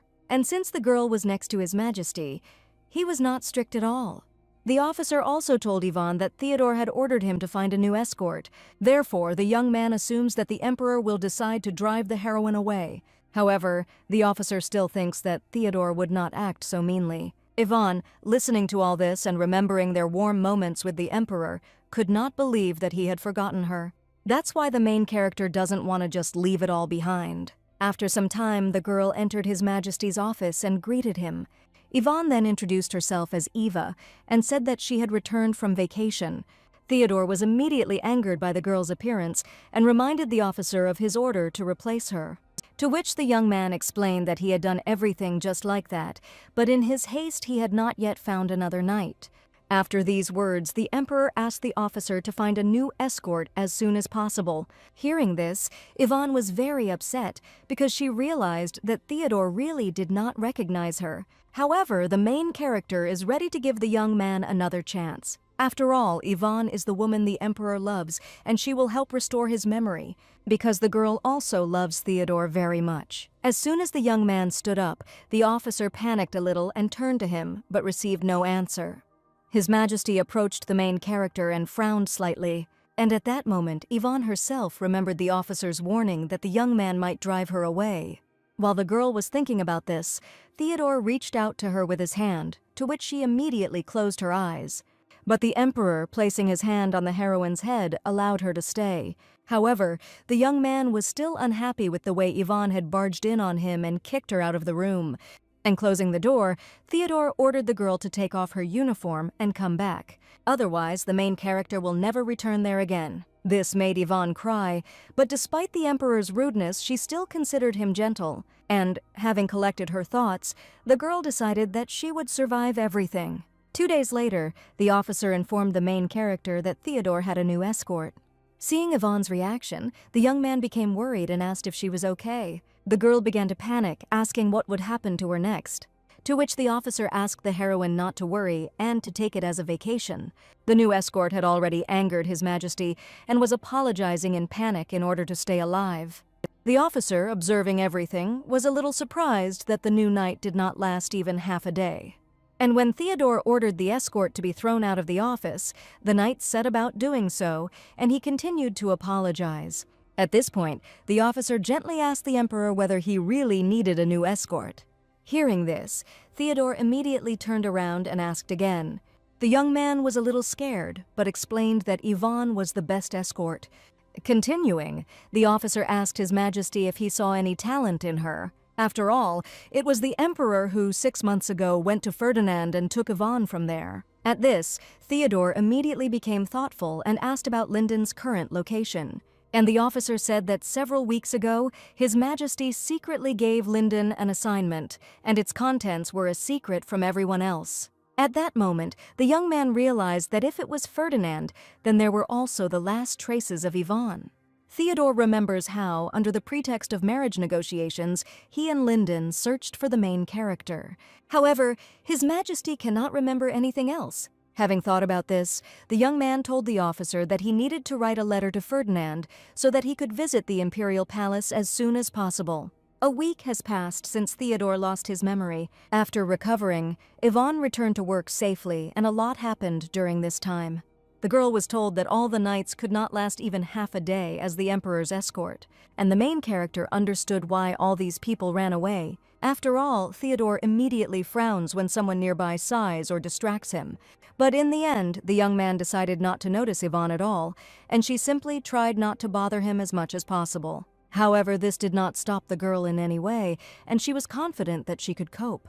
Because according to the main character, her love with Theodore still hasn't gone anywhere. Besides, only Yvonne knows how to bring back the young man's memories. After all, even if His Majesty doesn't remember anything related to Ava, he definitely remembers Yvonne Chernesia. Thinking about this, the girl asked Theodore to give her some time. The young man, not considering it necessary to listen, turned away from the main character and headed in the right direction. However, Yvonne grabbed the emperor by the cloak and said that this was very important. The young man himself considered the heroine a strange woman who does not want to give in after being rejected. Although, in Theodore's opinion, it is enough to shake the girl's small hands and she will let go, she still remains stubborn. After these thoughts, His Majesty ordered the remaining knights to leave. The young man then turned to Yvonne and said that he was sure that what she was saying made no sense. Therefore, the young man asked the heroine to try not to disappoint him. At that moment, the girl began to fear that Theodore would not believe her, and she became depressed. After all, Yvonne hoped that the young man would become kind again if she said that she was exactly the person he was looking for. And while the heroine was struggling with fear, the emperor could not bear it and, grabbing her by the hand, ordered her to speak. After these words, the girl asked Theodore if he knew Yvonne Chernesia. And continuing, the main character revealed that she is Yvonne. Theodore actually knew the reason why the girl seemed familiar to him. After all, for the young man it was so obvious that at first he really did confuse the heroine with Yvonne. However, His Majesty does not feel the sacred power that he bestowed upon the girl, and therefore considers this all a delusion. Thinking about this, Theodore fell to the floor and grabbed his head in pain. And while Yvonne was panicking, the young man told himself that she was a fake and that he shouldn't hesitate because of such a shell. The young man doesn't remember when it started. Even as a child, in one of those endless moments when Theodore felt danger, he realized that he had manifested the power of Leobrante. The young man thought that if his mother's family found out about this, everyone would be very upset, but still, nothing changed. Born to a concubine, Theodora's mother was accepted into the imperial family for political reasons, entered the palace, and became empress. And in the end, there was no one left on either the boy's mother's side or his side. Over time, Theodore became very tired of simply killing again and again. For the boy, it was a series of meaningless days. However, one day the first prince met the main character. For the first time in his life, Theodore learned what greed was because he wanted to make the girl his own and cherish her all his life. Yvonne became the reason the first prince lived. At that moment, it seemed to the boy that he could do anything for the main character. And Theodore did indeed take action, starting with the throne, but other problems arose. After all, the first prince didn't even suspect that someone would dare to touch Chernisha. And the boy thought that it might be cruel to Yvonne, who had been so hurt by his greed, but he hoped that she would simply stay alive. The power Theodore put into the girl's wrist wound became her only hope. The first prince thought that if the main character was alive, they would definitely meet again. To achieve this, the young man must get rid of everything that could pose a threat, so as not to repeat the mistake again. However, thinking about this, the young man still could not understand who his escort was. And with every memory of the girl, Theodore's head began to hurt more and more. After these thoughts, the young man came to his senses and saw the main character. And just one look at Yvonne makes your heart beat faster. And as soon as the girl expressed her joy at Theodore's awakening, he began to examine her, trying to understand why she had such an expression on her face. And approaching the heroine, the emperor mentally asked her not to confuse him with her appearance, so similar to Yvonne. Having almost kissed the girl, Theodore decided to look at her hand to make sure of everything. And just a second later, the young man pushed Yvonne away from him, shocking her in the same way. Theodore didn't notice the wound on the main character's wrist that his beloved had. So the emperor began to think that it was not Yvonne. This made the young man very angry and, letting go of the heroine's hand, he told her not to touch him. Theodore believed that the girl was making fun of him, and this crime would not go unpunished. After some time, the emperor sat with the stranger at the table, noting that the aroma of the tea was wonderful today, because he was next to a beautiful girl. At this, the stranger smiled, saying that it was a great honor for her to spend time with Theodore. The main character watched everything from the side and was very upset. Earlier, Yvonne fell to her knees before His Majesty, not understanding why he did not recognize her. The girl also tearfully reminded the young man that he had confessed his love to her. And Theodore got a severe headache from all this, and he began to deny everything with a scream. Then the young man looked into the void in horror, asking who the main character was. At that moment, the doctor ran into the room, asking His Majesty to come to his senses. A few minutes later, the man turned to Yvonne and suggested that she was trying to bring back Theodore's memories. Continuing, the doctor said that every time the young man tries to recover his lost memories, he complains of a headache, and in severe cases, the young man even experiences convulsions. Hearing this, Yvonne asked the doctor if he meant to say that the cause of Theodore's suffering was her, to which the man explained that he had never heard of such cases where memories were erased only for the last 6 months.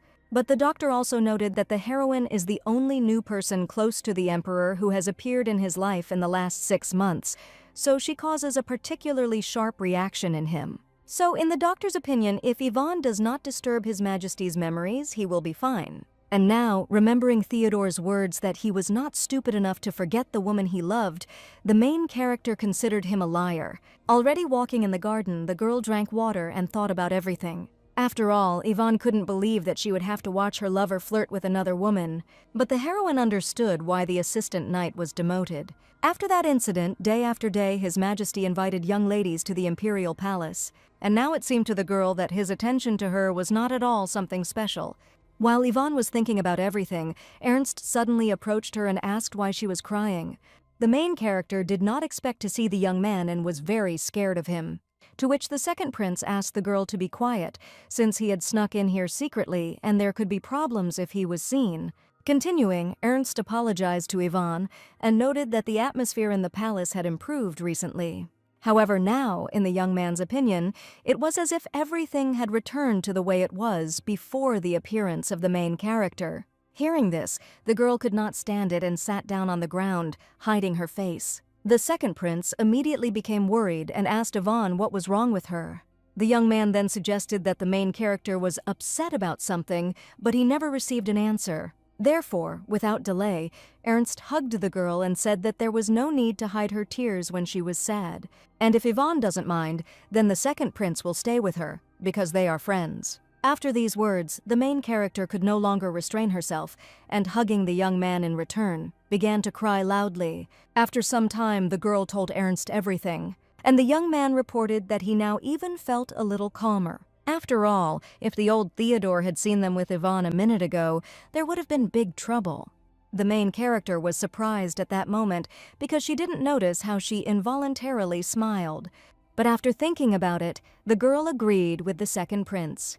Yvonne immediately remembered how the emperor had said that he didn't like it when she spent time alone with Ernst.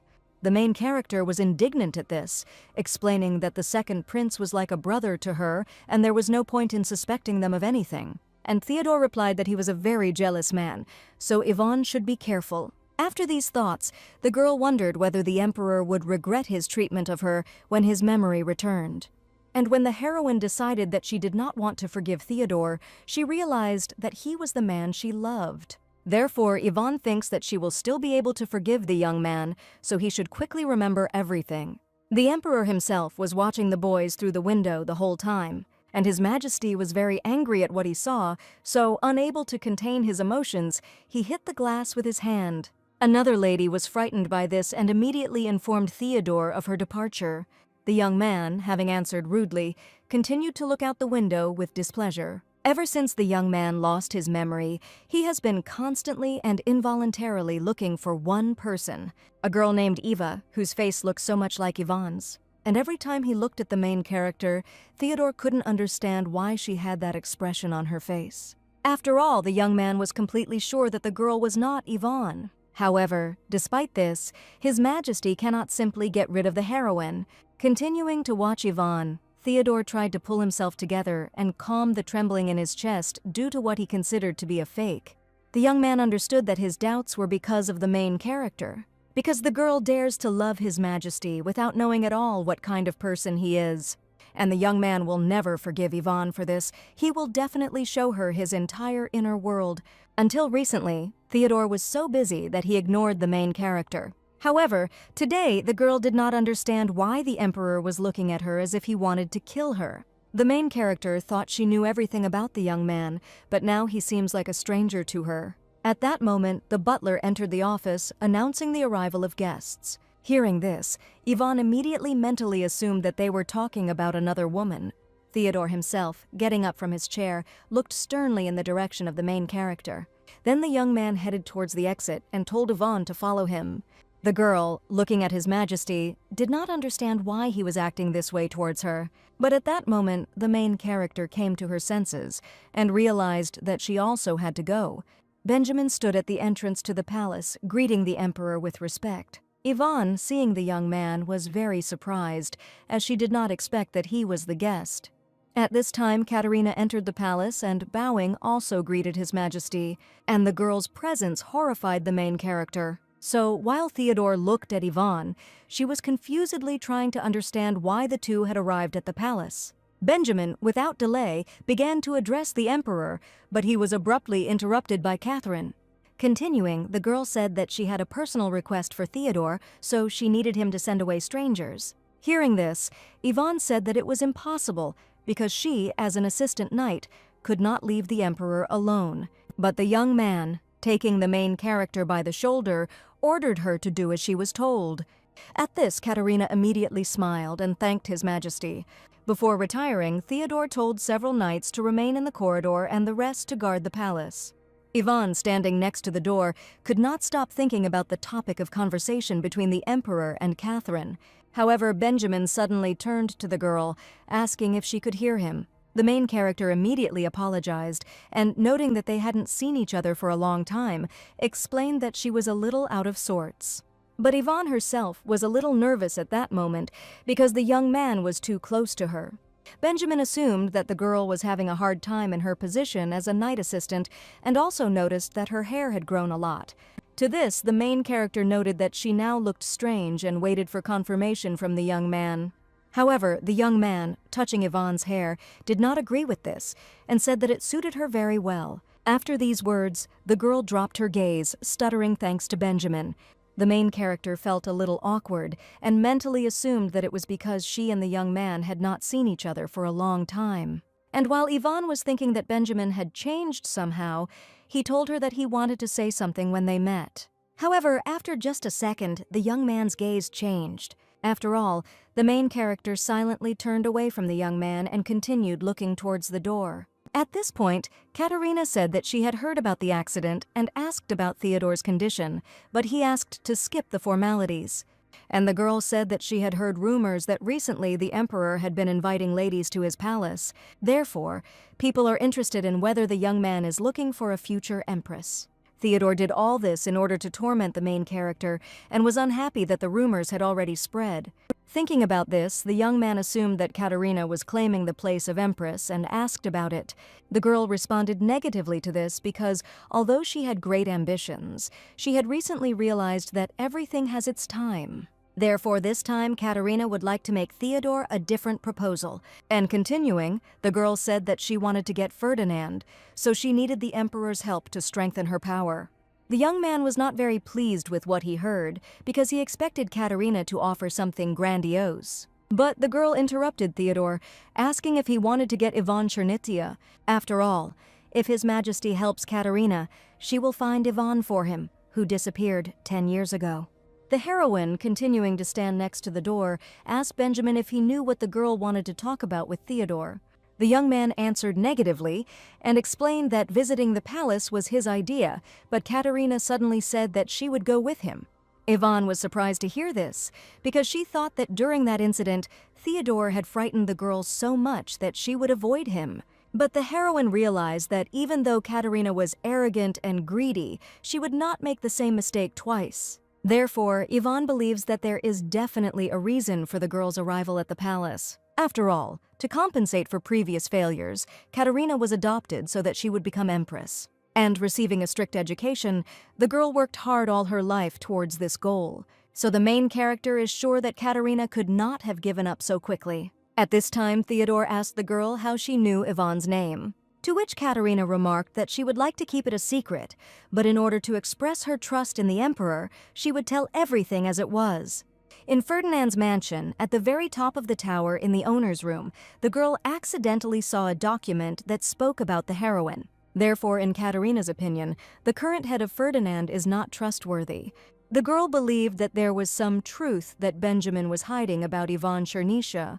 Katerina herself did not understand why Ivan was hiding it like that, since she was just a woman from a fallen family. But judging by Theodore's reaction, the girl realized that he could be manipulated like this. The emperor, realizing that this document was the only trace of Ivan that could not be found, asked Catherine if it could somehow be stolen. And the girl, having answered negatively, explained that this was a place that was usually sealed by Ferdinand's magic, and even she had only managed to enter that room once. Theodore agreed to this, but warned Catherine that he could not grant her the status of head of Ferdinand, to which the girl smiled and said that she didn't even hope for this, because if the emperor helped her a little, then she could handle everything herself. After these words, the young man asked Katerina if she knew anything about Eva Llewellyn, and the girl immediately replied that she knew more about Eva than anyone else. Continuing, Katerina asked Theodore if he had really made the girl an assistant knight. To this His Majesty answered positively, although he himself did not know why he did so before he lost his memory. Katerina called this strange, because she believed that such an insignificant student was not worthy of being promoted to the position of the knight closest to the emperor. And having said this, the girl asked Theodore if he felt any unusual excitement next to the heroine. Hearing this, the young man remembered the moments with Ivan and was confused. And at that moment, Katerina assumed that Benjamin had used black magic, since he especially treasured this girl, and it was unclear why he suddenly sent her to the emperor. Theodore was horrified by this, and he could not believe that the young man had cast black magic on the heroine and sent her to him. Katerina also said that even within the Ferdinand clan there were rumors. After all, the fact that His Majesty keeps a woman of unknown origin with him is very strange. At this point, Katerina decided to end things and announced that she would pass on the information about Eva to Theodore as a bribe for a future deal. And the emperor can investigate this as much as he wants, and if this information is incorrect, the girl is always ready to pay for it with her head. However, if everything turns out to be true, then His Majesty will have to repay his trust. After these words, the young man grabbed Katerina by the hand and accepted the offer. The girl was happy that she would finally take back what belonged to her.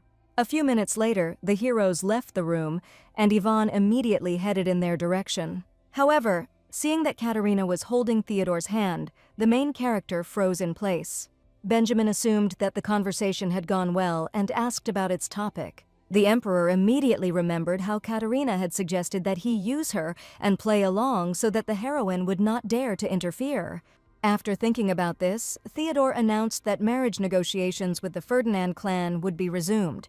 Ivan was taken aback by such words and looked at the young man with sadness in her eyes. And the other knights began to discuss this among themselves and could not believe what they heard. Theodore at that moment ordered that respect be shown to Miss Katharina Ferdinand. After this conversation, the main character returned to her room and, screaming, began throwing things around. And looking at the hairpin with tears, Yvonne remembered how Theodore proposed to her to marry him, and then, hugging the gift to herself, the girl mentally asked the emperor what she should do now. Already in the carriage, Benjamin noticed that Katerina knew how to create problems. However, the girl herself believed that she had simply returned what had always belonged to her, to which the young man said that it would be better if Katerina stopped deluding herself into thinking that everything was going according to her plans, especially if the girl doesn't want to see blood again. Katerina was not surprised by the young man's reaction, since no one had ever taken her side. But the girl didn't understand why everyone thought she was bad. After all, trying with all her might, Katerina got what she wanted, but it was so easily taken away by the main character. However, this time the girl will not make any mistakes and will not let Theodore be taken away. Thinking about this, Katerina warned Benjamin that he should be careful too. Because today the girl noticed the young man's gaze at Yvonne, and now Katerina noticed that everything was visible on Benjamin. Continuing, the girl said that she would be busy for a while, because from tomorrow onwards, Katerina will be visiting the palace frequently to speed up the wedding preparations. Benjamin agreed with this and noted that the girl would indeed be busy. Sometime later, Katerina stood in the palace and admired the number of gifts. And at that moment, Theodore told the girl that she could ask for whatever she wanted. Also, if Katerina wishes, the young man can offer her the whole of Albrecht. The girl hugged the emperor, expressing her joy that he had prepared himself for her. Continuing, Katerina reported that even when she was simply with Theodore, she felt as if the whole world had become hers. And while the girl was asking the emperor if she could really accept all the gifts, the servants felt very uncomfortable. His Majesty answered the heroine's question positively, explaining that she was a woman who deserved all of this. After these words, the young man ordered the maid to quickly choose an exquisite dress for Katerina. The girl herself headed towards the exit, saying that Theodore should wait for her. At this point, the officer asked the emperor if he really intended to marry Catherine, to which the young man replied that there was no reason why he could not do it. Hearing this, the officer cringed, because he knew that in fact there were many of these reasons. But after exhaling, the young man said that if Theodore was happy with everything, then everything would be fine. And His Majesty reported that everything was fine, and mentally thought that he had always lived like this. And if Theodore can meet Yvonne again, he is ready to pretend and please as much as he wants. The young man is able to wield a sword with a smile on his face, so he is fine. After these thoughts, the young man looked at the heroine and realized that he still had one problem. At that moment, Yvonne turned to Theodore, saying that she needed to tell him something. The emperor himself noticed the girl's hairpin and asked where she got it from. The main character immediately remembered the day when the young man gave her the jewelry. Then Yvonne said that she only wanted to wear the hairpin on special days because it was very precious. Thinking about this, the girl told Theodore that he had given her this decoration. After these words, the young man once again had a severe headache. The emperor's heart also began to beat faster again, and he could not believe that this was all because of black magic. At that moment, Yvonne noticed that even if she told everything now, the young man would not listen. So, handing Theodore the envelope, the girl explained that in this letter she laid out those 6 months of which he had lost his memories. And if a young man wants to know about the main character, then he must read everything, even if it hurts him. The emperor himself froze in place, trying to understand who the girl was to worry him so much again. After these thoughts, Theodore reached for the letter with the thought that he still wanted to know everything. However, suddenly someone called the young man. His Majesty turned around instantly, thinking it was Yvonne. But it was Katerina who was surprised by the presence of the main character. Continuing, the girl expressed her hope that she had not disturbed anyone, since everyone was talking so enthusiastically about something. Then Katerina noticed Ivan's hairpin, calling it very beautiful, and turning to Theodore, the girl asked him to give her this decoration because she also wanted one. The young man, thinking that he had simply imagined it, asked Ivan to leave the hairpin for Katerina.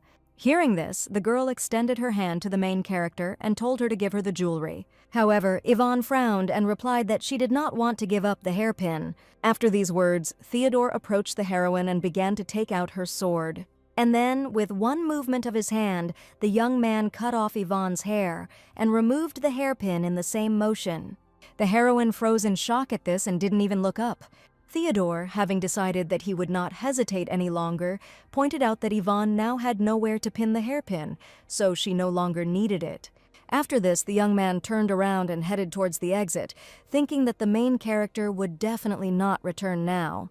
The young man did not want to return to the times when he was powerless and could not protect Ivan. Now Theodore has only one road to take, and if someone interferes with His Majesty, he will never forgive them. At that moment, other knights and an officer ran up to the main character, trying to calm her down. Ivan continued to sit in horror and cry, not realizing what was happening. In the past, the heroes spent time together in the garden, and the girl, touching Theodore's hair, suggested that he return back to the palace. However, the young man took Ivan by the hand and replied that he wanted to be alone with her longer. The heroine immediately remembered the officer's requests because Theodore had shied away from his duties many times and a lot of work had accumulated. The young man himself made a sad face, assuming that Ivan did not want to stay with him longer. The girl blushed at this and agreed to sit in the garden a little longer, but only today, since Theodore looked a little tired. The emperor laughed at this because, in fact, the main character had said this yesterday and the day before. Ivan, still embarrassed, tried to figure out how she could now justify herself to the officer.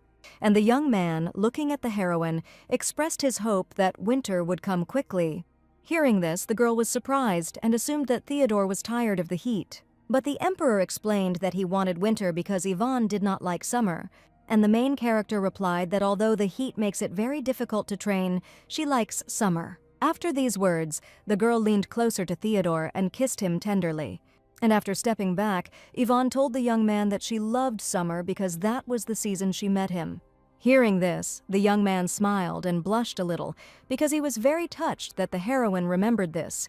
At that moment, the girl said that if Theodore wanted to know her opinion, she didn't like winter. After all, it's cold in winter, and this is the time of year when everything most precious to her is taken away from her. After listening to everything, the emperor kissed Ivan and said that all seasons of the year would be the best for her, since he would always be with her.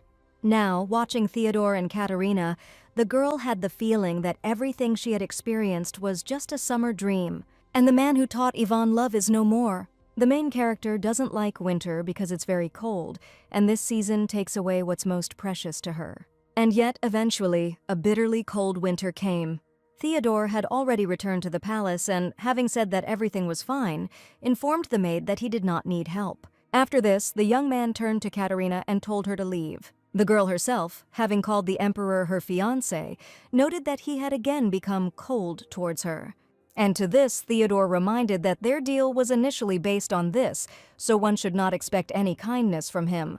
Katerina was taken aback by this, but then she noticed the hairpin. And then the girl asked the emperor if he really did not want to give her the jewelry. Continuing, Katerina noted that people would find this strange, because for the sake of her beloved fiancé, she even pointed a sword at a knight close to her. Hearing this, the young man could not stand it, and hitting his fist next to the girl said that she had gone crazy. After all, this was a deal between the heroes, and Theodore plays the role of Katerina's fake fiancé. And if the girl tries to jump above her head again, the emperor will not vouch for himself. Katerina began to get angry and asked the young man if he had behaved the same way with Eva before, because the girl knew that even though Theodore kissed her, he represented Eva. The emperor himself realized at that moment that he loved his knight, but that was in the past, and the girl also cannot forget her past feelings. At this point, Katerina asked Theodore not to forget the purpose of their deal. After all, the girl is looking for traces of Ivan Chernyssia, sacrificing her money, and Eva is an evil woman, planted by Benjamin. To this, the young man replied that he had not yet found evidence of black magic. Hearing this, Katerina could not believe that Theodore still had doubts and reminded him that he was angry when the heroine was around. And realizing that at this rate everything might not go according to plan, the girl suggested that the emperor leave Eve in her care. After some time, His Majesty informed the main character that from now on she must accompany Katerina. To which the girl replied that this was impossible since she was Theodore's bodyguard. The young man was angered by this and, slamming his hand on the table, he suggested that Yvonne wanted a sword raised against her. And continuing, the emperor repeated that this was his order. After all, Katerina had previously promised Theodore to prove the use of black magic, and now the girl was praising the main character's new hairstyle. Although Katerina had no doubt that a short haircut would suit Yvonne. Besides, in the girl's opinion, long hair is a luxury for a knight. After these words, Katerina told the heroine to sit down and said that she would let her relax a little, since they hadn't seen each other for a long time. Yvonne herself was angry and tried to understand what the girl was up to. After all, the main character found it strange that Katerina suddenly decided to appoint her as a bodyguard. At that moment, the girl assumed that Yvonne had a lot of questions. Katerina also noted that she had accumulated a lot of questions for the heroine, so she wanted to talk openly about everything. After these words, Yvonne asked the girl why she had appointed her as her escort, and Katerina explained that this was her first time in the imperial palace and she needed someone she could rely on. Continuing, the girl said that she had asked the emperor about this and he had given her permission. Having said this, Katerina reminded that now it was her turn to ask questions. The girl then noted that after leaving Ferdinand, the heroine achieved considerable success. And Katerina is interested in what Yvonne used to achieve this. Continuing, the girl added that everyone is also interested to know about the sudden revelation that the heroine is not a man. After all, it seems to Catherine herself that Yvonne could have used her female body to deceive the emperor. This made the main character angry, so she suddenly stood up from her seat and asked what the girl meant. And then Yvonne spilled very hot tea on Katerina, causing her to immediately scream. While the maids were helping the girl, the main character froze in place and silently watched from the side. At this point, Katerina started yelling at Yvonne, asking how she dared to attack her. The heroine winced from the scream, not understanding why she was so loudly indignant because of a small burn. Katerina herself had already stood up and assumed that Yvonne still did not understand the whole situation. Continuing, the girl informed the main character that Theodore had given her complete power over her and that she was now her mistress. Yvonne, hearing this, frowned and told Catherine not to pronounce the emperor's name. The girl was surprised that the main character did not believe her. After all, even if she stays with Theodore, Yvonne won't be okay, since he doesn't care about her at all. And if the young man has free time, he comes to look at Katerina. Theodore also whispers tender words to the girl every day. And in Katerina's opinion, this is the difference between her and the main character. After these words, the maid suddenly grabbed Yvonne and she, in bewilderment, tried to break free. The girl took the teapot, saying that if the heroine wants to blame someone, she should blame Theodore. Katerina herself was very eager to find traces of black magic, and the emperor had previously said that the method did not matter. Having thought about this, the girl told Yvonne that it was time for punishment. After some time, the servants discussed what was happening, and one of them was frightened by the atmosphere in the palace. Another knight said that he had heard that Theodore was marrying Catherine. The young men also heard screams every time they passed the girl's room, and they are now afraid of what will happen to the empire. Ernst, overhearing everything, could not believe what he heard and was shocked. But having thought about it, the young man realized that he could not remain inactive. After all, the young man believed that it was impossible to allow Katerina to become empress. However, first, Ernst decided to find the main character, as he needed to know what was happening at the moment.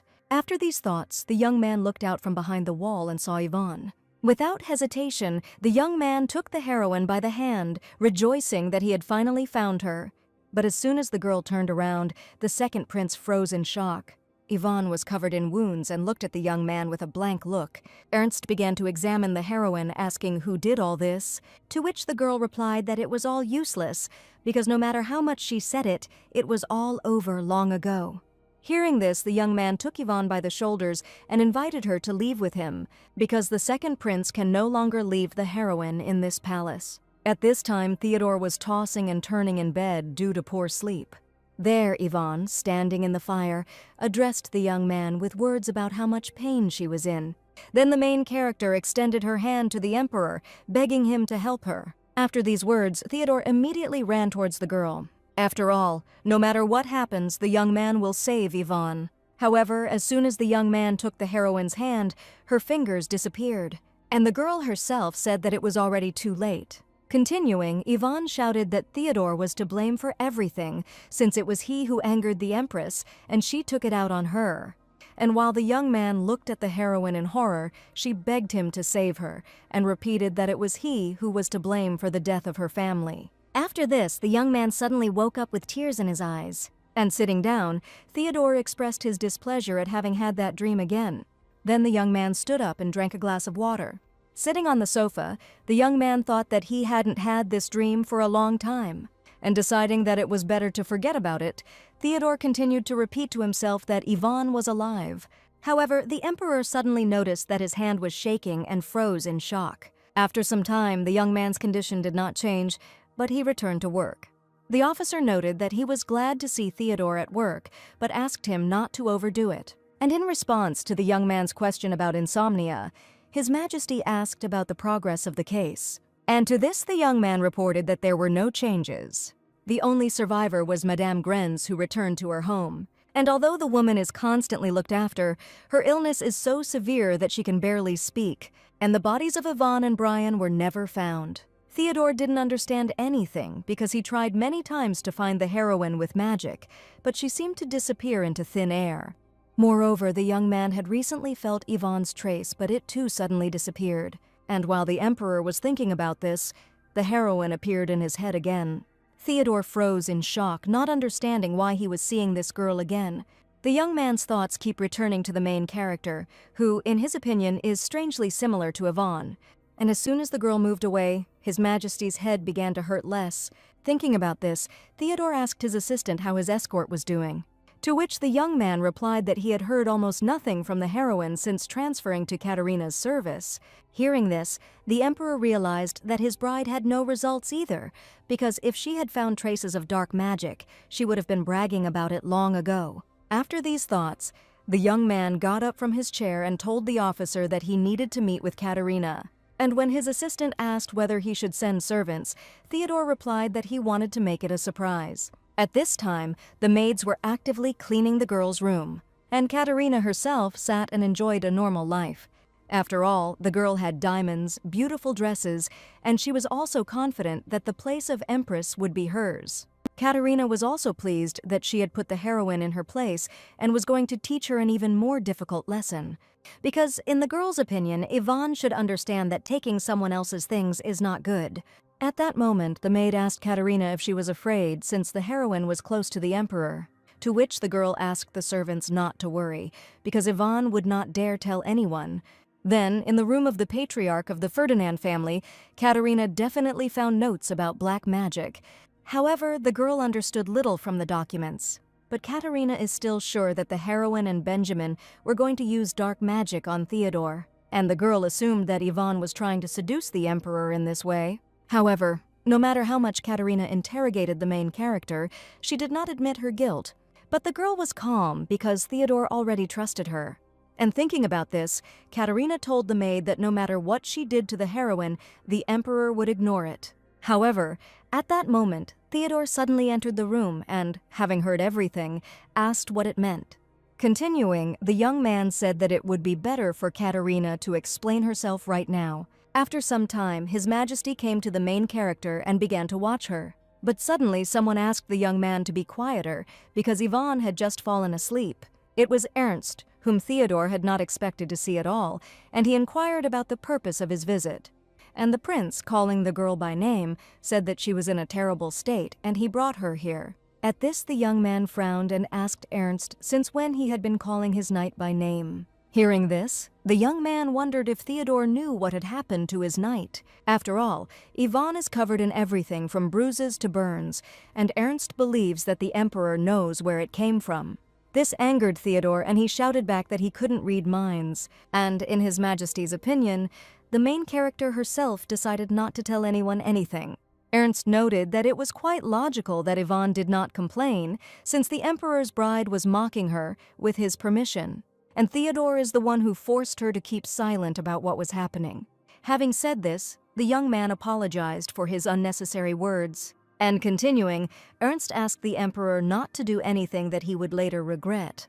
The young man himself remembered how he invited the main character to go with him, to which Yvonne apologized and, thanking him, replied that since Theodore had waited for her for 10 years, she too could be patient. These thoughts made the young man cry, calling the heroine stupid. The emperor sat next to the girl and thought about everything that Ernst had told him.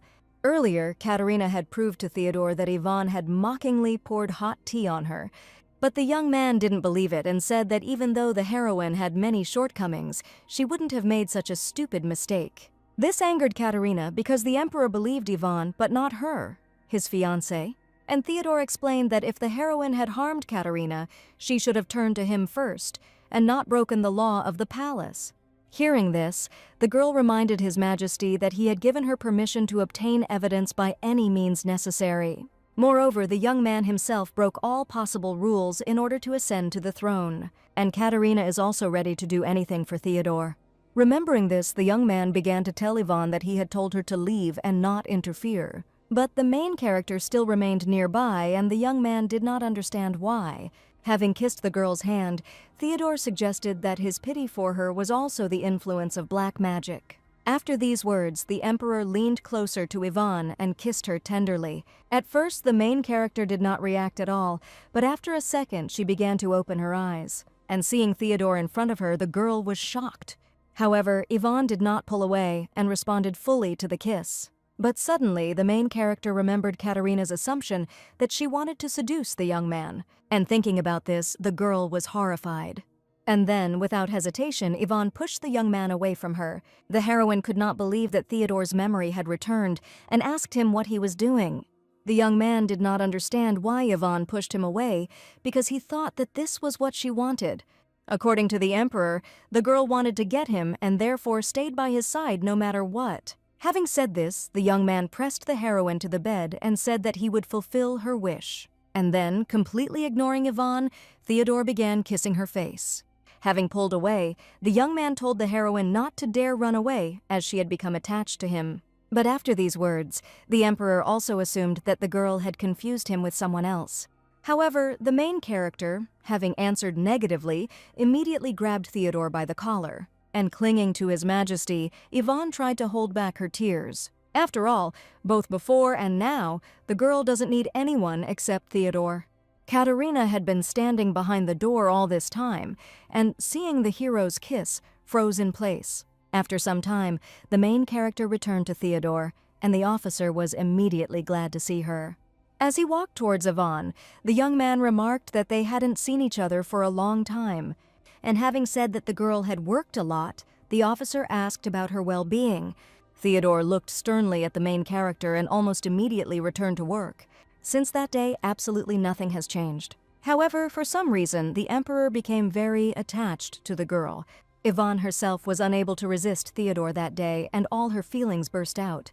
The young man didn't think about the heroine, but she saw how he blamed himself as he hugged her. After all, the heroes did nothing but hurt each other, and the girl had a feeling that there was still very little time left. Now, the officer said that there was a week left before the engagement, and Katerina said that it would be difficult for her to go to the palace, so Yvonne could rest. The main character, having heard about the week, realized that she would have to make a choice. If the girl stays with Theodore, they will continue to hurt each other. And if Yvonne decided to leave, she didn't know whether she should let the young man go now. And while the heroine was thinking about this, the emperor turned to her. Continuing, the young man ordered Yvonne to go straight to Ferdinand, because Katerina would like to talk to the girl. After these words, the main character realized that this could no longer be avoided. After some time, the coachman informed Yvonne that they had arrived. The girl herself began to feel sick, and the man, seeing this, apologized and suggested that he had been driving too fast. But the main character responded negatively, explaining that she simply felt unwell. Already standing next to the door, Yvonne could not believe that she was here again. As she entered, the girl informed the butler that she had come to visit Lady Katerina. At this, the man bowed and politely asked the main character to wait a little. About 30 minutes had already passed, and the girl was still standing near the gate. Yvonne didn't think that the Ferdinands themselves would invite her and ultimately not let her out. At that moment, the heroine realized that she had not imagined it that day, and that Katerina had seen them with Theodore. But suddenly, the girl's thoughts were interrupted by someone who covered her with an umbrella. It was Benjamin, who looked at Yvonne with a little sadness. After all, the young man noticed that the heroine's lips had turned blue and her whole face had turned red. And when the girl said that she was fine, Benjamin said that she could have come to him instead of standing on the street, because the young man will always be with Yvonne, no matter what choice she makes. After these words, the young man used his magic and warmed the heroine. And then, looking at the girl's hand, Benjamin noticed that the scar had not disappeared again. Continuing, the young man noted that Yvonne had already suffered enough. So this time, Benjamin hopes that the main character will choose herself. Suddenly, the dialogue between the heroes was interrupted by the butler, who invited the girl to enter. Hearing this, Yvonne immediately turned around and Benjamin told her to go.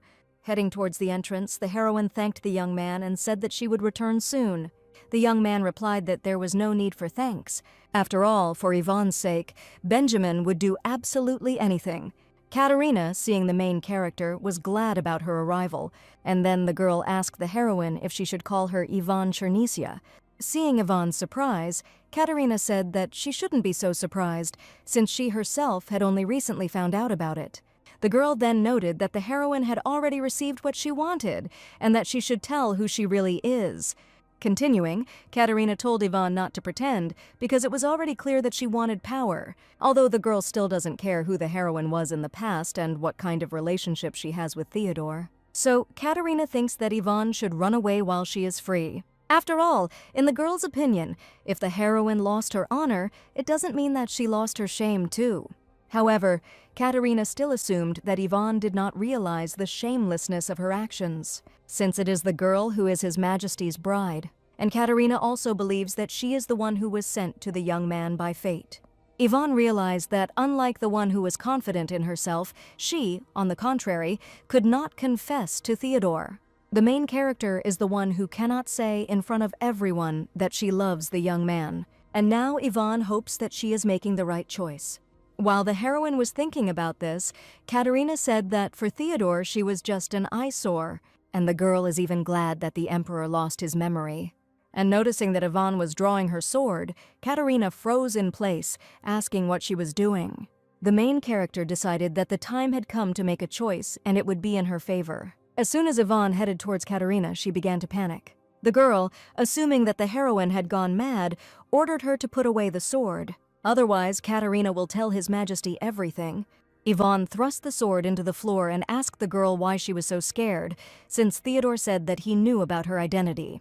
And the main character is sure that Katerina heard this perfectly well. Continuing, the girl spoke of rumors that said that the youngest swordsman in Chernysia had mastered the skill since he was 3 years old. Katerina considered Yvonne inadequate because if she harmed her, it would not go unpunished. After these words, the heroine swung her sword, noting that she would not know unless she tried. Having finished, Yvonne went out to her carriage, where the coachman was waiting for her. At that moment, the man said that it was cold outside and suggested that they quickly get into the carriage. However, upon seeing the blood on the main character, the coachman froze in shock. Yvonne, boarding the transport, asked to go to the imperial palace as quickly as possible. Already in the carriage, the girl breathed a sigh of relief, as she had finally done what she wanted.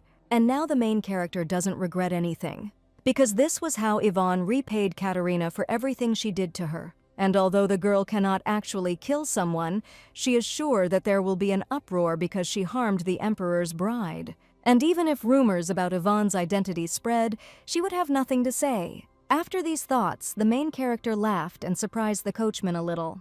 The girl herself realized that it was precisely because of his personality that she could not be offended by Theodore. After all, the young man once showed Yvonne his innocent face and kind side, and now the main character realized that it was all a lie. But despite the lies, all the moments where Theodore loved the girl were sincere. That's why Yvonne would never give up on the young man. While the girl was thinking about this, her stomach suddenly began to hurt very badly. Not understanding the reason for such pain, the heroine assumed that it was because she had not used the sword technique for a long time. After these thoughts, Yvonne realized that it would take more time to get to the palace. So the girl decided to just relax a little. Katerina sat on the floor and cried, and Benjamin remarked that this was all outrageous. Hearing the young man, the girl asked why he didn't help her if he saw everything. To this, the young man reminded Katerina that she had severely bullied Yvonne. Therefore, the young man thinks that the heroine simply couldn't control herself, and Katerina should calm down. The girl herself remembered how Benjamin had approached her in despair after Yvonne had left. The young man asked Katerina how long she intended to behave like this, since the promised deal had not yet been completed. To which the girl explained that all the documents had burned and disappeared, the heroine had also left, so nothing was left. However, after listening to everything, Benjamin said that there was another way. This surprised Katerina greatly, because looking at the young man, she realized that they were talking about black magic. The young man explained that magic could change Theodore, getting rid of all his memories. And after these words, Benjamin asked the girl to let him tell her how to do it. But Katerina immediately became tense, because if it turned out that she had used black magic against the imperial family, there would be big problems. And to this, the young man noted that no one would blame the Empress for everything. These words calmed the girl down, so she immediately agreed. Besides, Katerina realized that she had nothing left to lose anyway.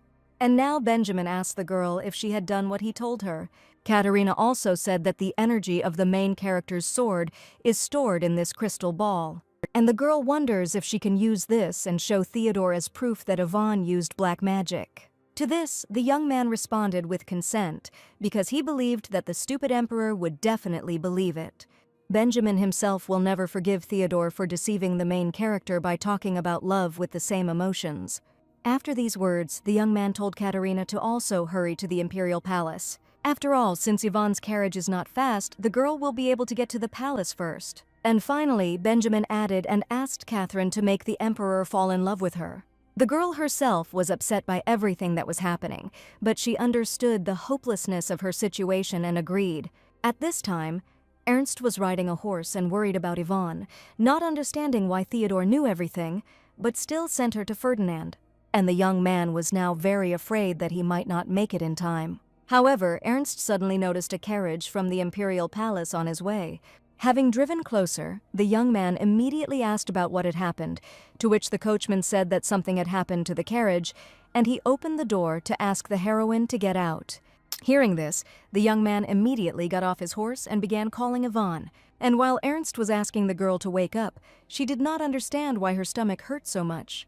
And continuing, the main character mentally asked Theodore for help. Katerina was already standing in front of His Majesty, asking him to look. Continuing, the girl said that this was a crystal ball, which was proof that the heroine used black magic. The young man was shocked by what he saw and couldn't immediately find the words. Theodore didn't believe that the main character had actually cast black magic on him. At this moment, Katerina noticed that it was time to confess. After all, Yvonne used black magic to seduce Theodore, and the girl believes that this is the same as looking down on the imperial family and laughing at them. After hearing this, the young man said in confusion that the heroine had no reason for this. However, Katerina assumed that Yvonne did everything for her lover. Continuing, the girl said that the main character was Benjamin's favorite.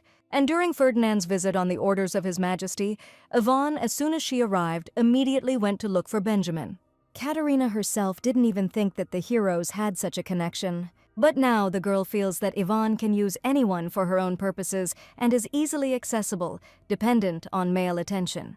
After these words, Katerina, thinking that she was good at lying, noticed that the heroine had not yet returned, although she had left earlier. Having said this, the girl was confident that Theodore would believe her. And then Katerina mentally thanked the young man because she was able to make Yvonne look stupid. Thinking about it, the girl assumed that the main character was spending time with Benjamin. Theodore could not stand it and called his servant to him with a shout. The knight immediately said that he had heard that the heroes had stopped for a while in a village not far from Ferdinand, and also, for some reason, Ernst and Benjamin were there too. Katerina smiled at this information and once again noted that she was not lying. Continuing, the girl expressed interest in why the three heroes had gathered there. Katerina herself thinks that the guys want to overthrow His Majesty in order to put Ernst on the throne. and the girl considers this whole situation very unfortunate. That's why Katerina wants Theodore to listen to her proposal. Ernst and the main character arrived at the palace after some time, and the doctor told Ivan about the pregnancy, which shocked everyone. The young man couldn't believe it and thought that the doctor was mistaken, but the man replied that it was definitely a pregnancy. It's early, so Ivan's body is fine, but the doctor has never seen it cause so much pain. The main character herself also couldn't believe what she heard. As a child, the girl was warned that using the sword's power could cause an unpleasant reaction. And if, for example, Ivan becomes pregnant, her future child will be frightened and will try to protect itself. This may cause a rejection reaction and the heroine will feel pain, but it is not dangerous to her health. Having thought about this, the girl accepted what was happening and realized that she and Theodore would have a child.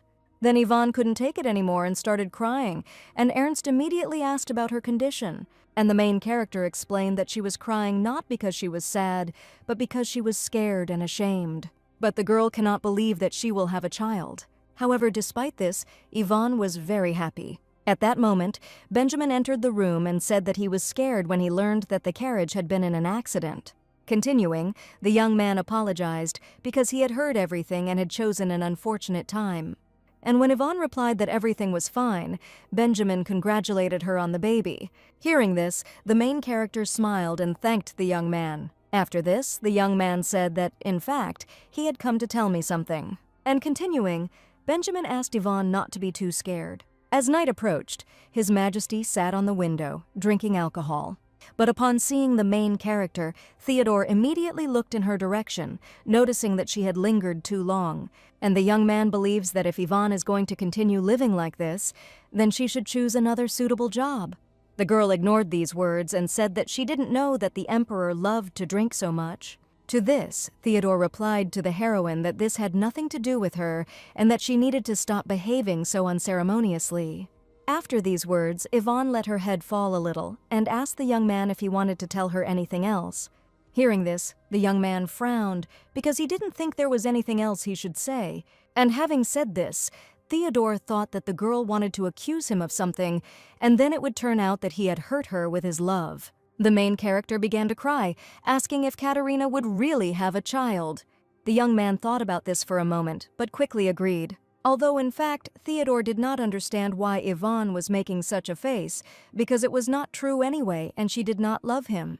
Coming closer to the girl, the emperor assumed that she wanted to tell him something and asked about it. The young man himself was in great pain, but he understood that this was a strategy and another plan.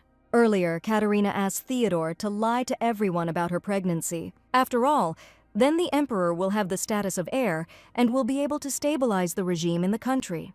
And now the young man, with sadness in his eyes, mentally asked the main character to use him, because he was going to leave her anyway.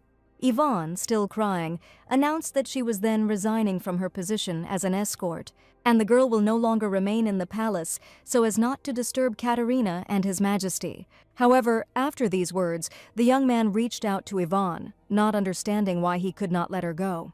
And hugging the main character tightly, Theodore asked her not to leave. Hearing this, the girl immediately asked what would change. After all, the young man will not regain his memory and will not be able to annul his engagement to Katerina, who is pregnant. After these words, Ivan asked the young man how unhappy he wanted to see her for her to stay. Theodore immediately turned the girl towards himself, assuming that she wanted Katerina's position, and that was why she went to Benjamin. The main character immediately panicked a little, noticing that the young man was drunk and out of his mind. However, the young man completely ignored these words and said that if Ivan really wanted to be close, then she should just kill Katerina. Continuing, Theodore added that if the heroine loves him, then she must kill the girl and prove her love by doing so. This horrified Ivan, and to clarify, she asked if the young man really wanted her to hurt someone with her own hands. To this, the young man responded with consent, explaining that this was true love. The main character, looking at Theodore, understood that she did not know what to give to the man she loved. And all Ivan can do is be ready to make any sacrifice for the sake of the young man. Thinking about this, the girl, approaching the emperor, noticed that he had gone crazy. And Theodore agreed with this without hesitation, beginning to fall to his knees. Seeing this, the main character sat down so that the young man lay on her legs. At that moment, the girl immediately felt the urge to stroke the emperor's head. But a second later, Yvonne changed her mind and removed her hand. Then the main character raised her head with determination in her eyes, having come up with some kind of plan. A few minutes later, the girl left the room and told Benjamin and Ernst that she had a request. And continuing, Yvonne asked the young men to help her. After some time, everyone in the imperial palace was actively preparing for the wedding. The emperor himself was also very carefully prepared for the ceremony. And at that moment, the assistant noted that today was a beautiful day, and Theodore, as always, looked stern. The young man thought that the emperor should show a happy face, since it was still an engagement ceremony. However, the young man turned away from this and called it all nonsense. And then, looking sternly at the officer, Theodore asked about the main character. And the assistant said that he had destroyed all the resignation letters that had been received, just as His Majesty had told him. Continuing, the young man also reported that he had heard that Yvonne would soon leave Ferdinand. Hearing this, Theodore began to wait impatiently to see what choice the main character would make. At this time, Yvonne herself was watching Katerina's preparations.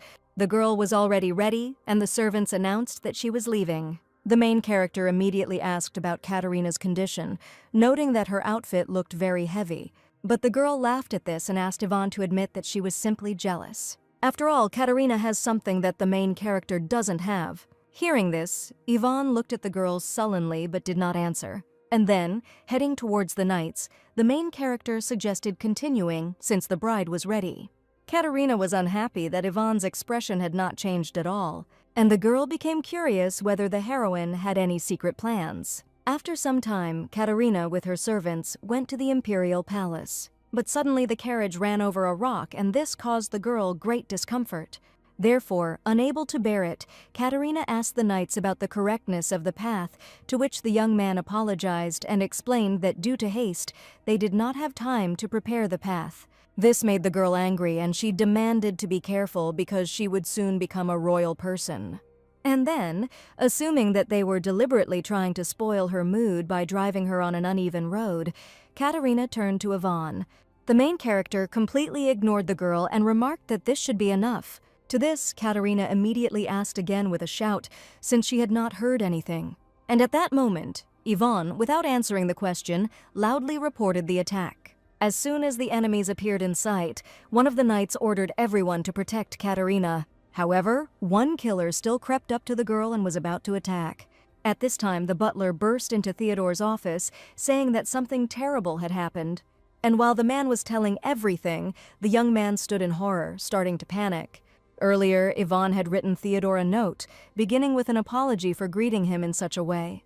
Continuing, the girl wrote that over the past few months she had laughed a lot, thanks to the emperor, as well as cried countless times.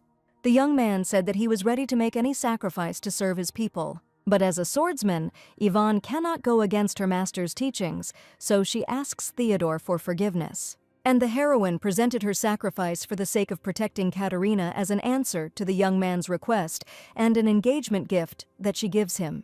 After all, the stupid girl who disturbed His Majesty's peace is no more. Now the heroes will never see each other again, but Yvonne is glad that she once met Theodore. And at the end of the letter, the main character wished the young man a long life and said goodbye. The servant informed His Majesty that the girl had died while carrying out her task. Theodore himself and his assistant could not believe what they heard and asked again, to which the man said that on the way to the imperial palace, the carriage was attacked and Yvonne protected Katerina, sacrificing herself. At that moment, the young man came closer and lifted the servant by the collar. Theodore then asked the man if what he said was true, because if he lied, he would have more problems.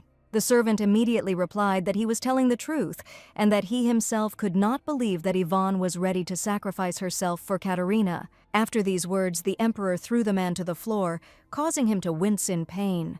The officer, seeing that Theodore was heading for the exit, immediately asked where he was going since the ceremony was about to begin.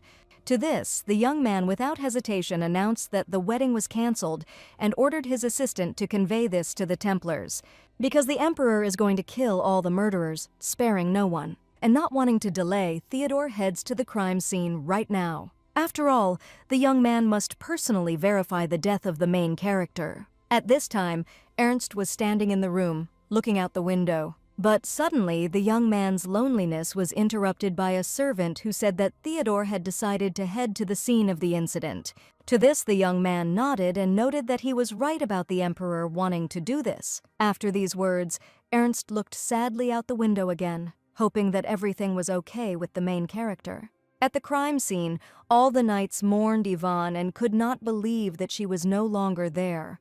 The girl herself had previously thought about what would happen if Theodore regained his memory, and the main character hopes that the young man will not suffer from seeing her like this. After all, the young man is the one whom Yvonne loves very much, and she would like to personally tell him not to worry about this. If the girl had not been upset with Theodore for losing his memory, this would not have happened. Therefore, the main character simply hopes that the emperor will not forget her and will remember her, and for now, she thanks him for loving her. The young man himself, a little while later, arrived at the scene of the incident, and from what he saw, Theodore froze for a few seconds, looking in shock at what had happened. While Katerina was rejoicing at the young man's arrival, he pushed her away and headed towards Yvonne. This made the girl very angry, but she still tried to draw Theodore's attention to herself. However, at that moment, Katerina's face began to crack, her vision darkened, and she began to panic. And looking towards the emperor, the girl suggested that black magic was weakening, and if the young man's memory returns, there will be big problems. Theodore, looking at the main character, was horrified, and refusing to accept what was happening, the emperor began to beg Yvonne to open her eyes. But seeing no signs of life, the young man began to cry and asked for forgiveness. And remembering all his behavior towards the main character, Theodore began to feel even more guilty. After all, His Majesty realized that it was he who killed the girl. It was the young man who did it personally and hurt Yvonne with his pride. And thinking about all this, Theodore also realized that he was very stupid, since he could not remember the woman he loved. After these thoughts, the young man hugged Yvonne and became hysterical, because the emperor could not shake off the thought that it was he who killed the main character. And now Theodore really wants the girl to give him happiness and come back, because he loved her very much. So, repeating that he was very sorry, the young man begged Yvonne to come back. At this time, Linden stood near the crowd and was interested in the discussions. Coming closer, the man asked one of the residents what had happened, and the girl said that everyone was now in confusion because the emperor's soldier had died. Hearing this, Linden was shocked and asked again, but without waiting for an answer, the man warned Brianna that he would be leaving for the murder scene for a short while. Continuing, Linden asked the young man to wait a little and not run away anywhere. After the man left, Brian heard a rustling sound behind him and, thinking it was Linden, noted that he had to go somewhere. However, when he turned around, the young man saw no one next to him and did not understand whether he imagined it or whether someone really passed by him. And in fact, it was the main character who was approaching Benjamin. And at that moment, the young man himself informed Yvonne that there was very little time left. Earlier, the girl had told someone that if they were walking through the mountains, their view would have been clearly better. Continuing, the main character noted that the young man did the right thing by coming to the south, just like Benjamin. But Yvonne also understood that there was another country, and if she went there, she could escape. And the main character was interested in whether Theodore would find out about her death by that time, because that was her plan. While discussing the plan with the boys, Yvonne was surprised that Benjamin had acquired magical powers. The young man himself noted that the heroine's body would make an excellent scarecrow, and if you add a little drama, the emperor, in a panic, would not understand anything at first. After these words, the girl suggested choosing a day for the engagement and said that she would take care of Katerina's arrival. And continuing, Yvonne asked the boys if they liked the plan where she heroically saves Katerina. And when the heroes asked whether she had to do this, the girl replied that Theodore was obsessed with his fiancée. But Yvonne herself mentally appealed to the emperor with a request not to abandon her under any circumstances if he found out that she was alive. After these thoughts, the main character said that she thought that this was the best choice for her and for Theodore. Ernst, looking at the girl, asked her not to make such a look and noted that she was worse than a small child. And then the young man suggested making a plan on how they would make Yvonne happy. Having said this, the young man announced that he would stay in the palace and stop Theodore. To the girl's indignation, Ernst explained that he was having a hard time holding back because he wanted to do everything in his power for his brother and the empire. The young man also reminded the main character how he offered to run away with him. After all, now the young man feels very sorry because he cannot save Yvonne. After these words, the young man turned to Benjamin and, shaking his hand, thanked him. The girl, thinking about this, was worried that Ernst was acting too impulsively and that he shouldn't do this. However, suddenly someone interrupted the main character's thoughts. It was Benjamin, who announced that he had important news. Hearing this, Yvonne immediately got up from the sofa and began to wonder what had happened. And the young man said that Emperor Theodore had gone to the imperial palace with their spy. After these words, the heroine began to panic, because she understood that if the emperor found out everything, he would be furious. But Benjamin asked the girl to calm down, as he would protect her and the child no matter what happened. This made Yvonne feel calmer, and she was touched by the young man's behavior. At that moment, the young man himself hugged the heroine, saying that he would sort everything out and that she just had to trust him. Theodore took Yvonne's body to the palace and never left her side. But in the end, the young man said that all this was not funny at all, because he should not sit and do nothing. The young man also continued to not understand how he could have chosen the wrong person, and Theodore still told the main character that he was very sorry. At that moment, an officer entered the room and immediately apologized. Continuing, the young man reported that he had found a letter in the Oval Office, and the young man assumes that Yvonne bequeathed it to Theodore. The emperor, taking a piece of paper, began to laugh, and then Theodore asked the officer if he didn't think it was extremely sweet. After all, the young man lost his memory, he was constantly bullied, and this farewell letter was written on only one page. In the letter, Yvonne wrote that if she had forgotten Theodore, she would not have tormented him and hurt him, because the main character would prefer to kill herself and let the young man escape. After reading everything, the young man said that he felt sick, as if he had killed Yvonne. Theodore also noted that it all seemed like a dream to him, but if the young man could bring the main character back, he would do anything. And at that moment, the young man suddenly had an idea. Theodore remembered black magic and thought that with its help he could resurrect Yvonne. After these thoughts, the young man asked his assistant to contact the Kingdom of Karbala right now. Continuing, the young man explained that there was a powerful magician in this kingdom, and he needed him right now. Hearing this, the officer told Theodore to think better of it, because at the very least, this magician was a national treasure. However, the young man replied that if the magician could revive Yvonne, then the assistant could do whatever he wanted. But if not, then the young man is ready to start a war and, if necessary, destroy the entire world. So mentally addressing the heroine, Theodore called her his love and asked her to wait. As soon as the emperor left, the officer ran after him, hoping that the words about war were a joke, since now was not the time for that. The young man also noted that Yvonne would be sad if she knew that the war started because of her fault. After all, the main character had a very kind heart, and it would have hurt her if someone had been sacrificed. Theodore thought about this and agreed with the words of his assistant. Hearing this, the officer was delighted because he realized that he had managed to convince the young man. The young man knew that the emperor cared about the heroine, but he didn't think that this method would really work. And thinking about this, the assistant became curious about what kind of relationship there was between Theodore and Yvonne. Suddenly, Linden interrupted the young man, apologizing and informing him that he had just returned from carrying out His Majesty's order. Theodore didn't understand anything, and the officer explained that Linden had gone on a secret mission.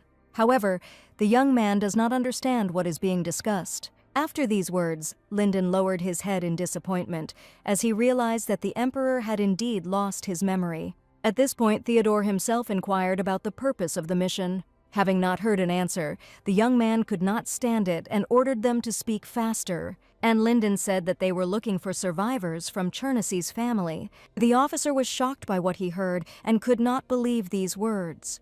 After all, the young man immediately understood that they were talking about one of the 3 greatest families, which was destroyed during an attempted uprising 10 years ago. Theodore didn't find it funny at all, since he even forgot that he had given the order for Yvonne's sake.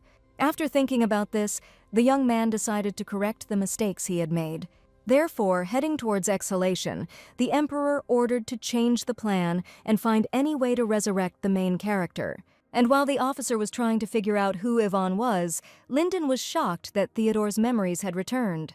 And at that moment, the young man himself announced that he was heading to Ferdinand, because the emperor believed that if it was Ferdinand's magic, then perhaps there was a way to save Ivan. At this time, Katerina sat on the floor hysterically and denied what was happening. The girl had absolutely no idea how she got into this room. But a second later, the heroine said in confusion that she was the woman who would become empress. However, suddenly someone burst into the room and frightened Katerina in the same way. It was Theodore, who looked sternly at the girl and said nothing. The heroine, realizing who it was, immediately reached out to the young man, calling him by name. But this angered the emperor, and he warned Katerina that if she called him that again, she could lose her head. Continuing, Theodore told the girl that the main character died because of her. Katerina, hearing this, realized that the young man's memory had returned. And assuming that the black magic had completely dried up, the heroine tried to figure out what to do. And when Theodore began to lift the girl higher, she began to beg him to stop. And in a moment of panic and lack of desire to die, Katerina remembered the tree. So, without delay, the heroine told that in the Ferdinand's courtyard there is an old tree with special powers. And adding, the girl said that with the help of this tree, Ivan could be saved. Hearing this, the young man let go of Katerina and noted that his guesses were correct.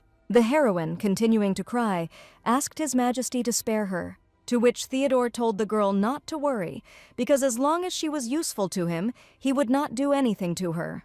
And the young man hopes that Katerina will take full advantage of this chance, but now she must hurry and take him to the tree. After what time did the emperor enter the mansion with the girl? And while the servants were worried about the heroine, Theodore, not paying attention to this, asked where to go. To this, Katerina, trembling and stuttering, pointed her finger at the greenhouse and told them to go there. Having reached the right place, the young man froze in shock. After all, Theodore couldn't believe that something like this was inside the mansion. And looking at the tree, the young man assumed that it really did possess powerful strength. Therefore, without delay, the young man noted that with this power he could save Ivan and prepared to use magic. However, something stopped Theodore's hand, and he was unable to touch the tree. And assuming that it was a barrier, His Majesty was taken aback. And Katerina explained that this barrier was put up by Ferdinand and that one cannot approach the tree without the family's permission. This made the young man angry, but he did not want to give up and began to press on the barrier with both hands. Katerina began to panic a little and screamed at Theodore to stop, because he could die. However, the young man was ready to give his life if he could save the main character. At that moment, a male voice remarked that it was very indecent not to be able to let go of a woman who left because she was indifferent. It was Benjamin, whom Theodore immediately asked the purpose of his visit. But the young man called this question strange because this is Ferdinand's mansion and he is the head of the family. The emperor was unhappy with what was happening, as he had come specifically when Benjamin was not supposed to be in the mansion. Thinking about this, Theodore told the young man that if he had come earlier, they would have had time to talk. However, now His Majesty needs to use this tree to save the main character. Hearing this, Benjamin expressed pity for Ivan, because even after death she could not escape from the emperor. Theodore himself understood well what a mistake he had made, because even knowing that he had lost his memory would not heal the main character's emotional wounds. Therefore, in His Majesty's opinion, he is obliged to bring the girl back to life. In addition, the young man must tell Ivan that he loves her as much as she cried, hug her as much as she was hurt, and ask for forgiveness. At this point, Benjamin said that the heroine came to him and said that she could not stand it anymore and wanted to leave Theodore, so she needed help. To this, the emperor asked the young man not to lie, because he was sure that Ivan would never leave him. But after these words, Benjamin decided to finish and said that the main character also wanted to keep the child she was carrying. After these words, Theodore stopped using force and froze. And then, looking at his hands covered in blood, the young man began to understand that they were talking about his child with Ivan. However, the emperor still could not believe and accept what was happening. Benjamin, seeing how Theodore despaired, mentally wished him even greater suffering. Because on the day His Majesty took Ivan from the young man, he suffered much more. And while the emperor felt even worse from the realization, Benjamin reminded him that she died because of him. Continuing, the young man added that the main character and her child in the womb would not have died if not for Theodore. His Majesty denied everything and said that Ivan was definitely alive, and raising his head, the Emperor announced that he would make the girl live. But Benjamin responded that Theodore could not and would not be able to protect the main character. However, if His Majesty is so determined, then the young man wants him to watch that very tree burn. After all, now this tree will burn to the ground if the Emperor doesn't mind. This enraged the young man, and, gathering all his strength, he began to attack. However, Benjamin did not even flinch and simply called Theodore a fool. And after these words, a strong explosion occurred in the greenhouse. And while the Emperor lay motionless on the ground, Benjamin reported that Katerina had just escaped, although it seemed to the young man that it no longer mattered since nothing would change. After this, the young man asked the bird to spread the information to neighboring countries. And continuing, Benjamin said that now was the right time to attack the Albrecht Empire. And then, stepping hard on Theodore's head, the young man said that now it was all over. Having finished, the young man returned to the main character and looked at her with a smile.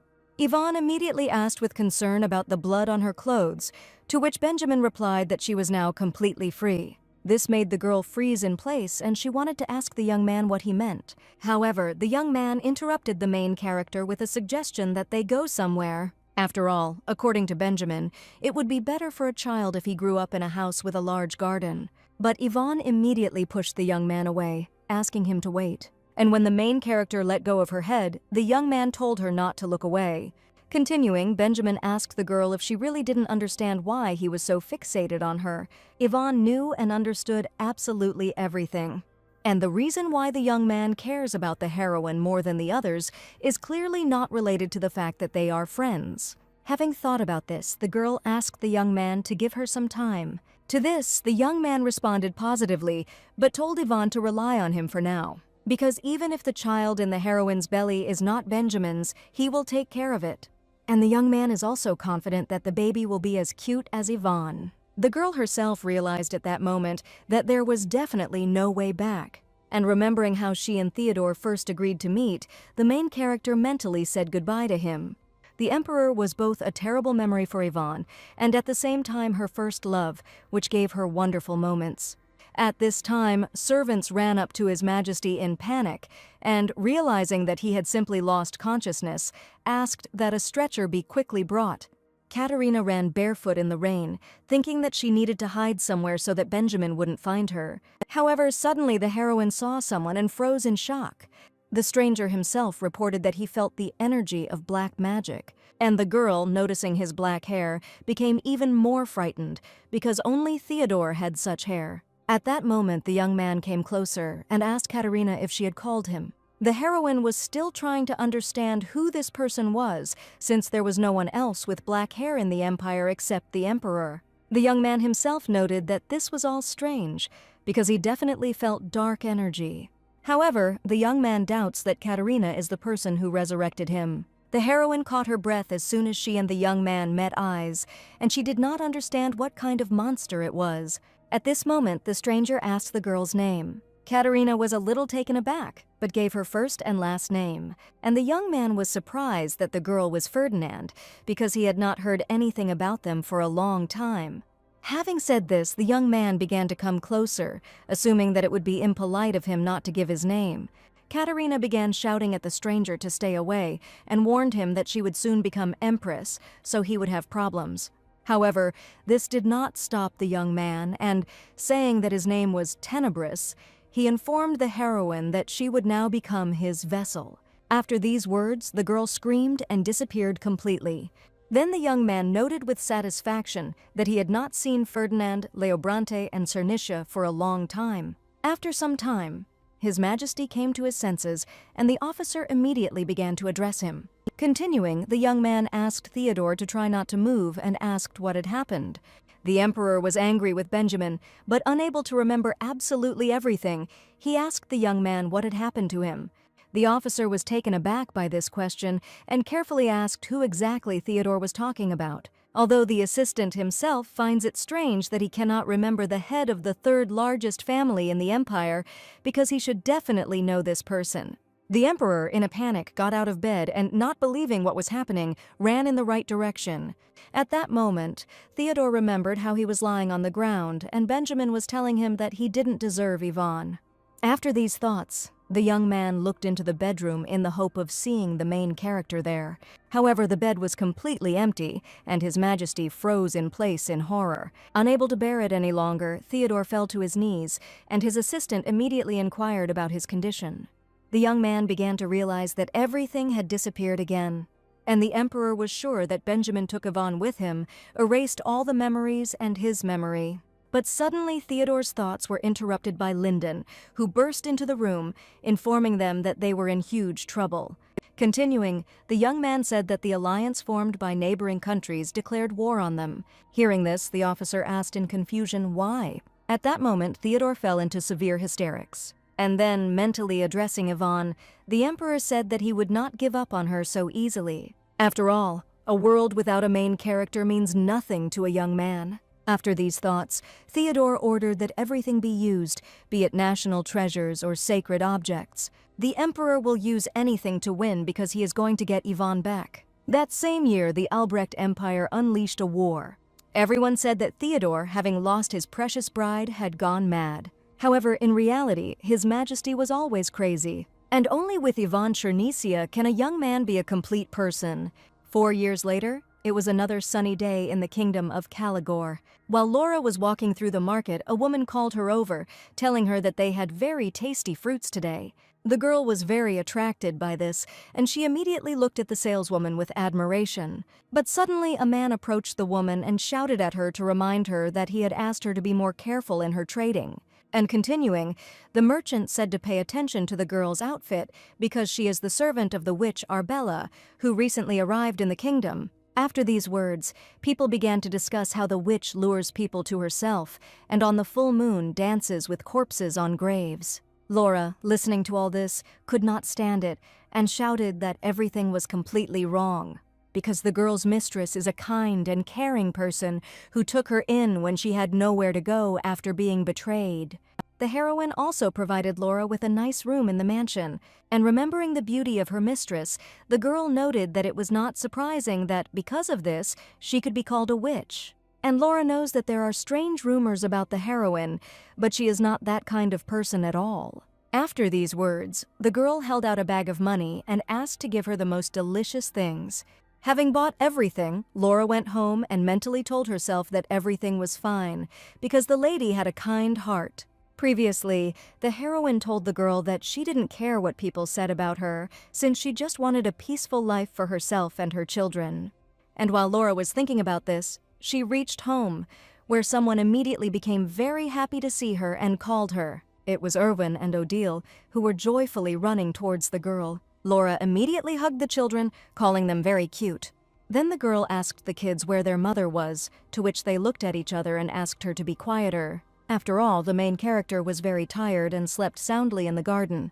4 years ago, the maids at the Ferdinand mansion were discussing Yvonne. One of the girls suggested that the main character was not being treated very well. Yvonne herself, eavesdropping, understood that these people were most likely new maids. And while the heroine was thinking about this, the maid was asking others whether the girl would be their mistress. To which another maid said that Yvonne was carrying someone else's child. And if this is true, then the maid feels that this will be a huge stain on the honor of the main character. After this, Yvonne told Benjamin that she was looking for a small town with a lake, because that was her dream. However, the young man did not like such suddenness, and he replied that the heroine would not go anywhere in such a condition. And the girl said that everything was fine, since she had a lot of money, which she took when she left the palace. But in fact, these were treasures that Theodore had forced to give him when they were lovers. And while the heroine was thinking about this, Benjamin suggested that she didn't like the mansion and that he should look at other places. At this, Yvonne closed her eyes and told the young man that she was very sorry. The girl herself had long thought that she no longer wanted to cause Benjamin problems. After all, the young man thinks and cares about the heroine more than anyone else, and she doesn't know if she will ever be able to repay him for his love. Yvonne loved Benjamin with great passion, experiencing all the moments when her love was at its peak and when it was shattered into pieces. And now that the girl knows how painful it is to give love to someone, she felt it again. So, after thinking about it, the main character said that she would hardly be able to love anyone again and she was very sorry. A week after this conversation, Yvonne quietly left Ferdinand's mansion. At the moment, the girl couldn't find a place for herself due to the very cheerful morning she had spent, and while Laura noted that the heroine had clearly had a hard day, she explained that she had run out of strength from playing games. But at that moment, Yvonne noticed the boxes of fruit and asked the maid about them. And Laura said that now it was the season for these fruits, and she thought that her mistress and the children would like them. The main character herself was not very happy with the new rumors, and considered them strange. Thinking about this, Yvonne immediately remembered how she moved to the tiny kingdom of Caligore. The girl suddenly appeared in Arabella, a small country estate. The main character paid a fortune for a mansion by the lake, where almost no one lives and has not left it since. Remembering everything, Yvonne realized that something like this really couldn't help but cause surprise, and for her it was a useful rumor that kept the townspeople at a distance. However, for Laura this was a problem, and now she asked the heroine for forgiveness. To which the girl replied that everything was fine and the fruit was delicious, but she would deduct this amount from her salary. After these words, Yvonne laughed and, saying that it was a joke, warned the maid that from now on she would have to buy as much as she needed. Hearing this, Laura immediately agreed and listened. The main character herself was nervous at first when she decided to have maids. However, Laura was a great help to Yvonne with the twins, as she knew a lot thanks to her mother being a midwife. And although this was a little tiring for the main character, she felt calmer this way. At that moment, someone suddenly shouted at the girl and called her their angel. Everyone was very frightened by this and they couldn't recover from the shock. It was Derek, who was the second son of the Arabella estate. Yvonne looked at the young man with a little displeasure and noted that she should have told him not to come to her looking like that. However, this did not frighten the young man, and, kneeling, he said that even the heroine's angry voice sounded like a fairy's whisper. The girl herself stood silently at that moment and tried to understand why all the extraordinary guys appeared in her life, and Derek, without delay, announced that now it was time for a special limited edition and a new doll. And the children, seeing a new toy for them, immediately began to look at it with delight and stopped holding on to their mother. At that moment, Yvonne reminded the young man that she had asked him not to bring useless gifts. Having said this, the girl remembered the conversations about how if you raise a child alone, you can turn into an eccentric. After these thoughts, the main character expressed her concerns about the rumors because the master's son visits the witch's house. But Derek believed that such a thing was impossible, since there were no such immoral people in Arabella's estate. Continuing, the young man said that he was touched by Yvonne's concern for him, but asked her not to put pressure on him, as children need protectors. And when the heroine said that she protects her children herself, Derek noted that they might feel the absence of their father when they grow up. Continuing, the young man said that children need a father, and besides, he can still do a lot. After these words, the young man wanted to give an example, but one of the kids interrupted him by kicking him in the leg. Then the children looked at Derek sullenly and called him bad, telling him not to talk to their mother like that. Then Odile said that she didn't need a dad because she had a mom.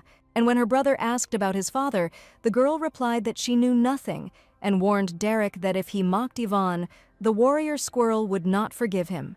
At that moment, the main character hugged the children and agreed with them, telling the young man that they were all happy as is. Therefore, a young man should not interfere in their family. After these words, Derek felt awkward and noted that he had nothing more to say. But then the young man asked Yvonne if he could ask her for one more favor, and the main character replied that the young man could ask for anything except to become the father of her children. Hearing this, Derek explained that his request was addressed to the witch Arabella, and continuing, the young man asked Yvonne to save the future kingdom of Caligore from the mad emperor.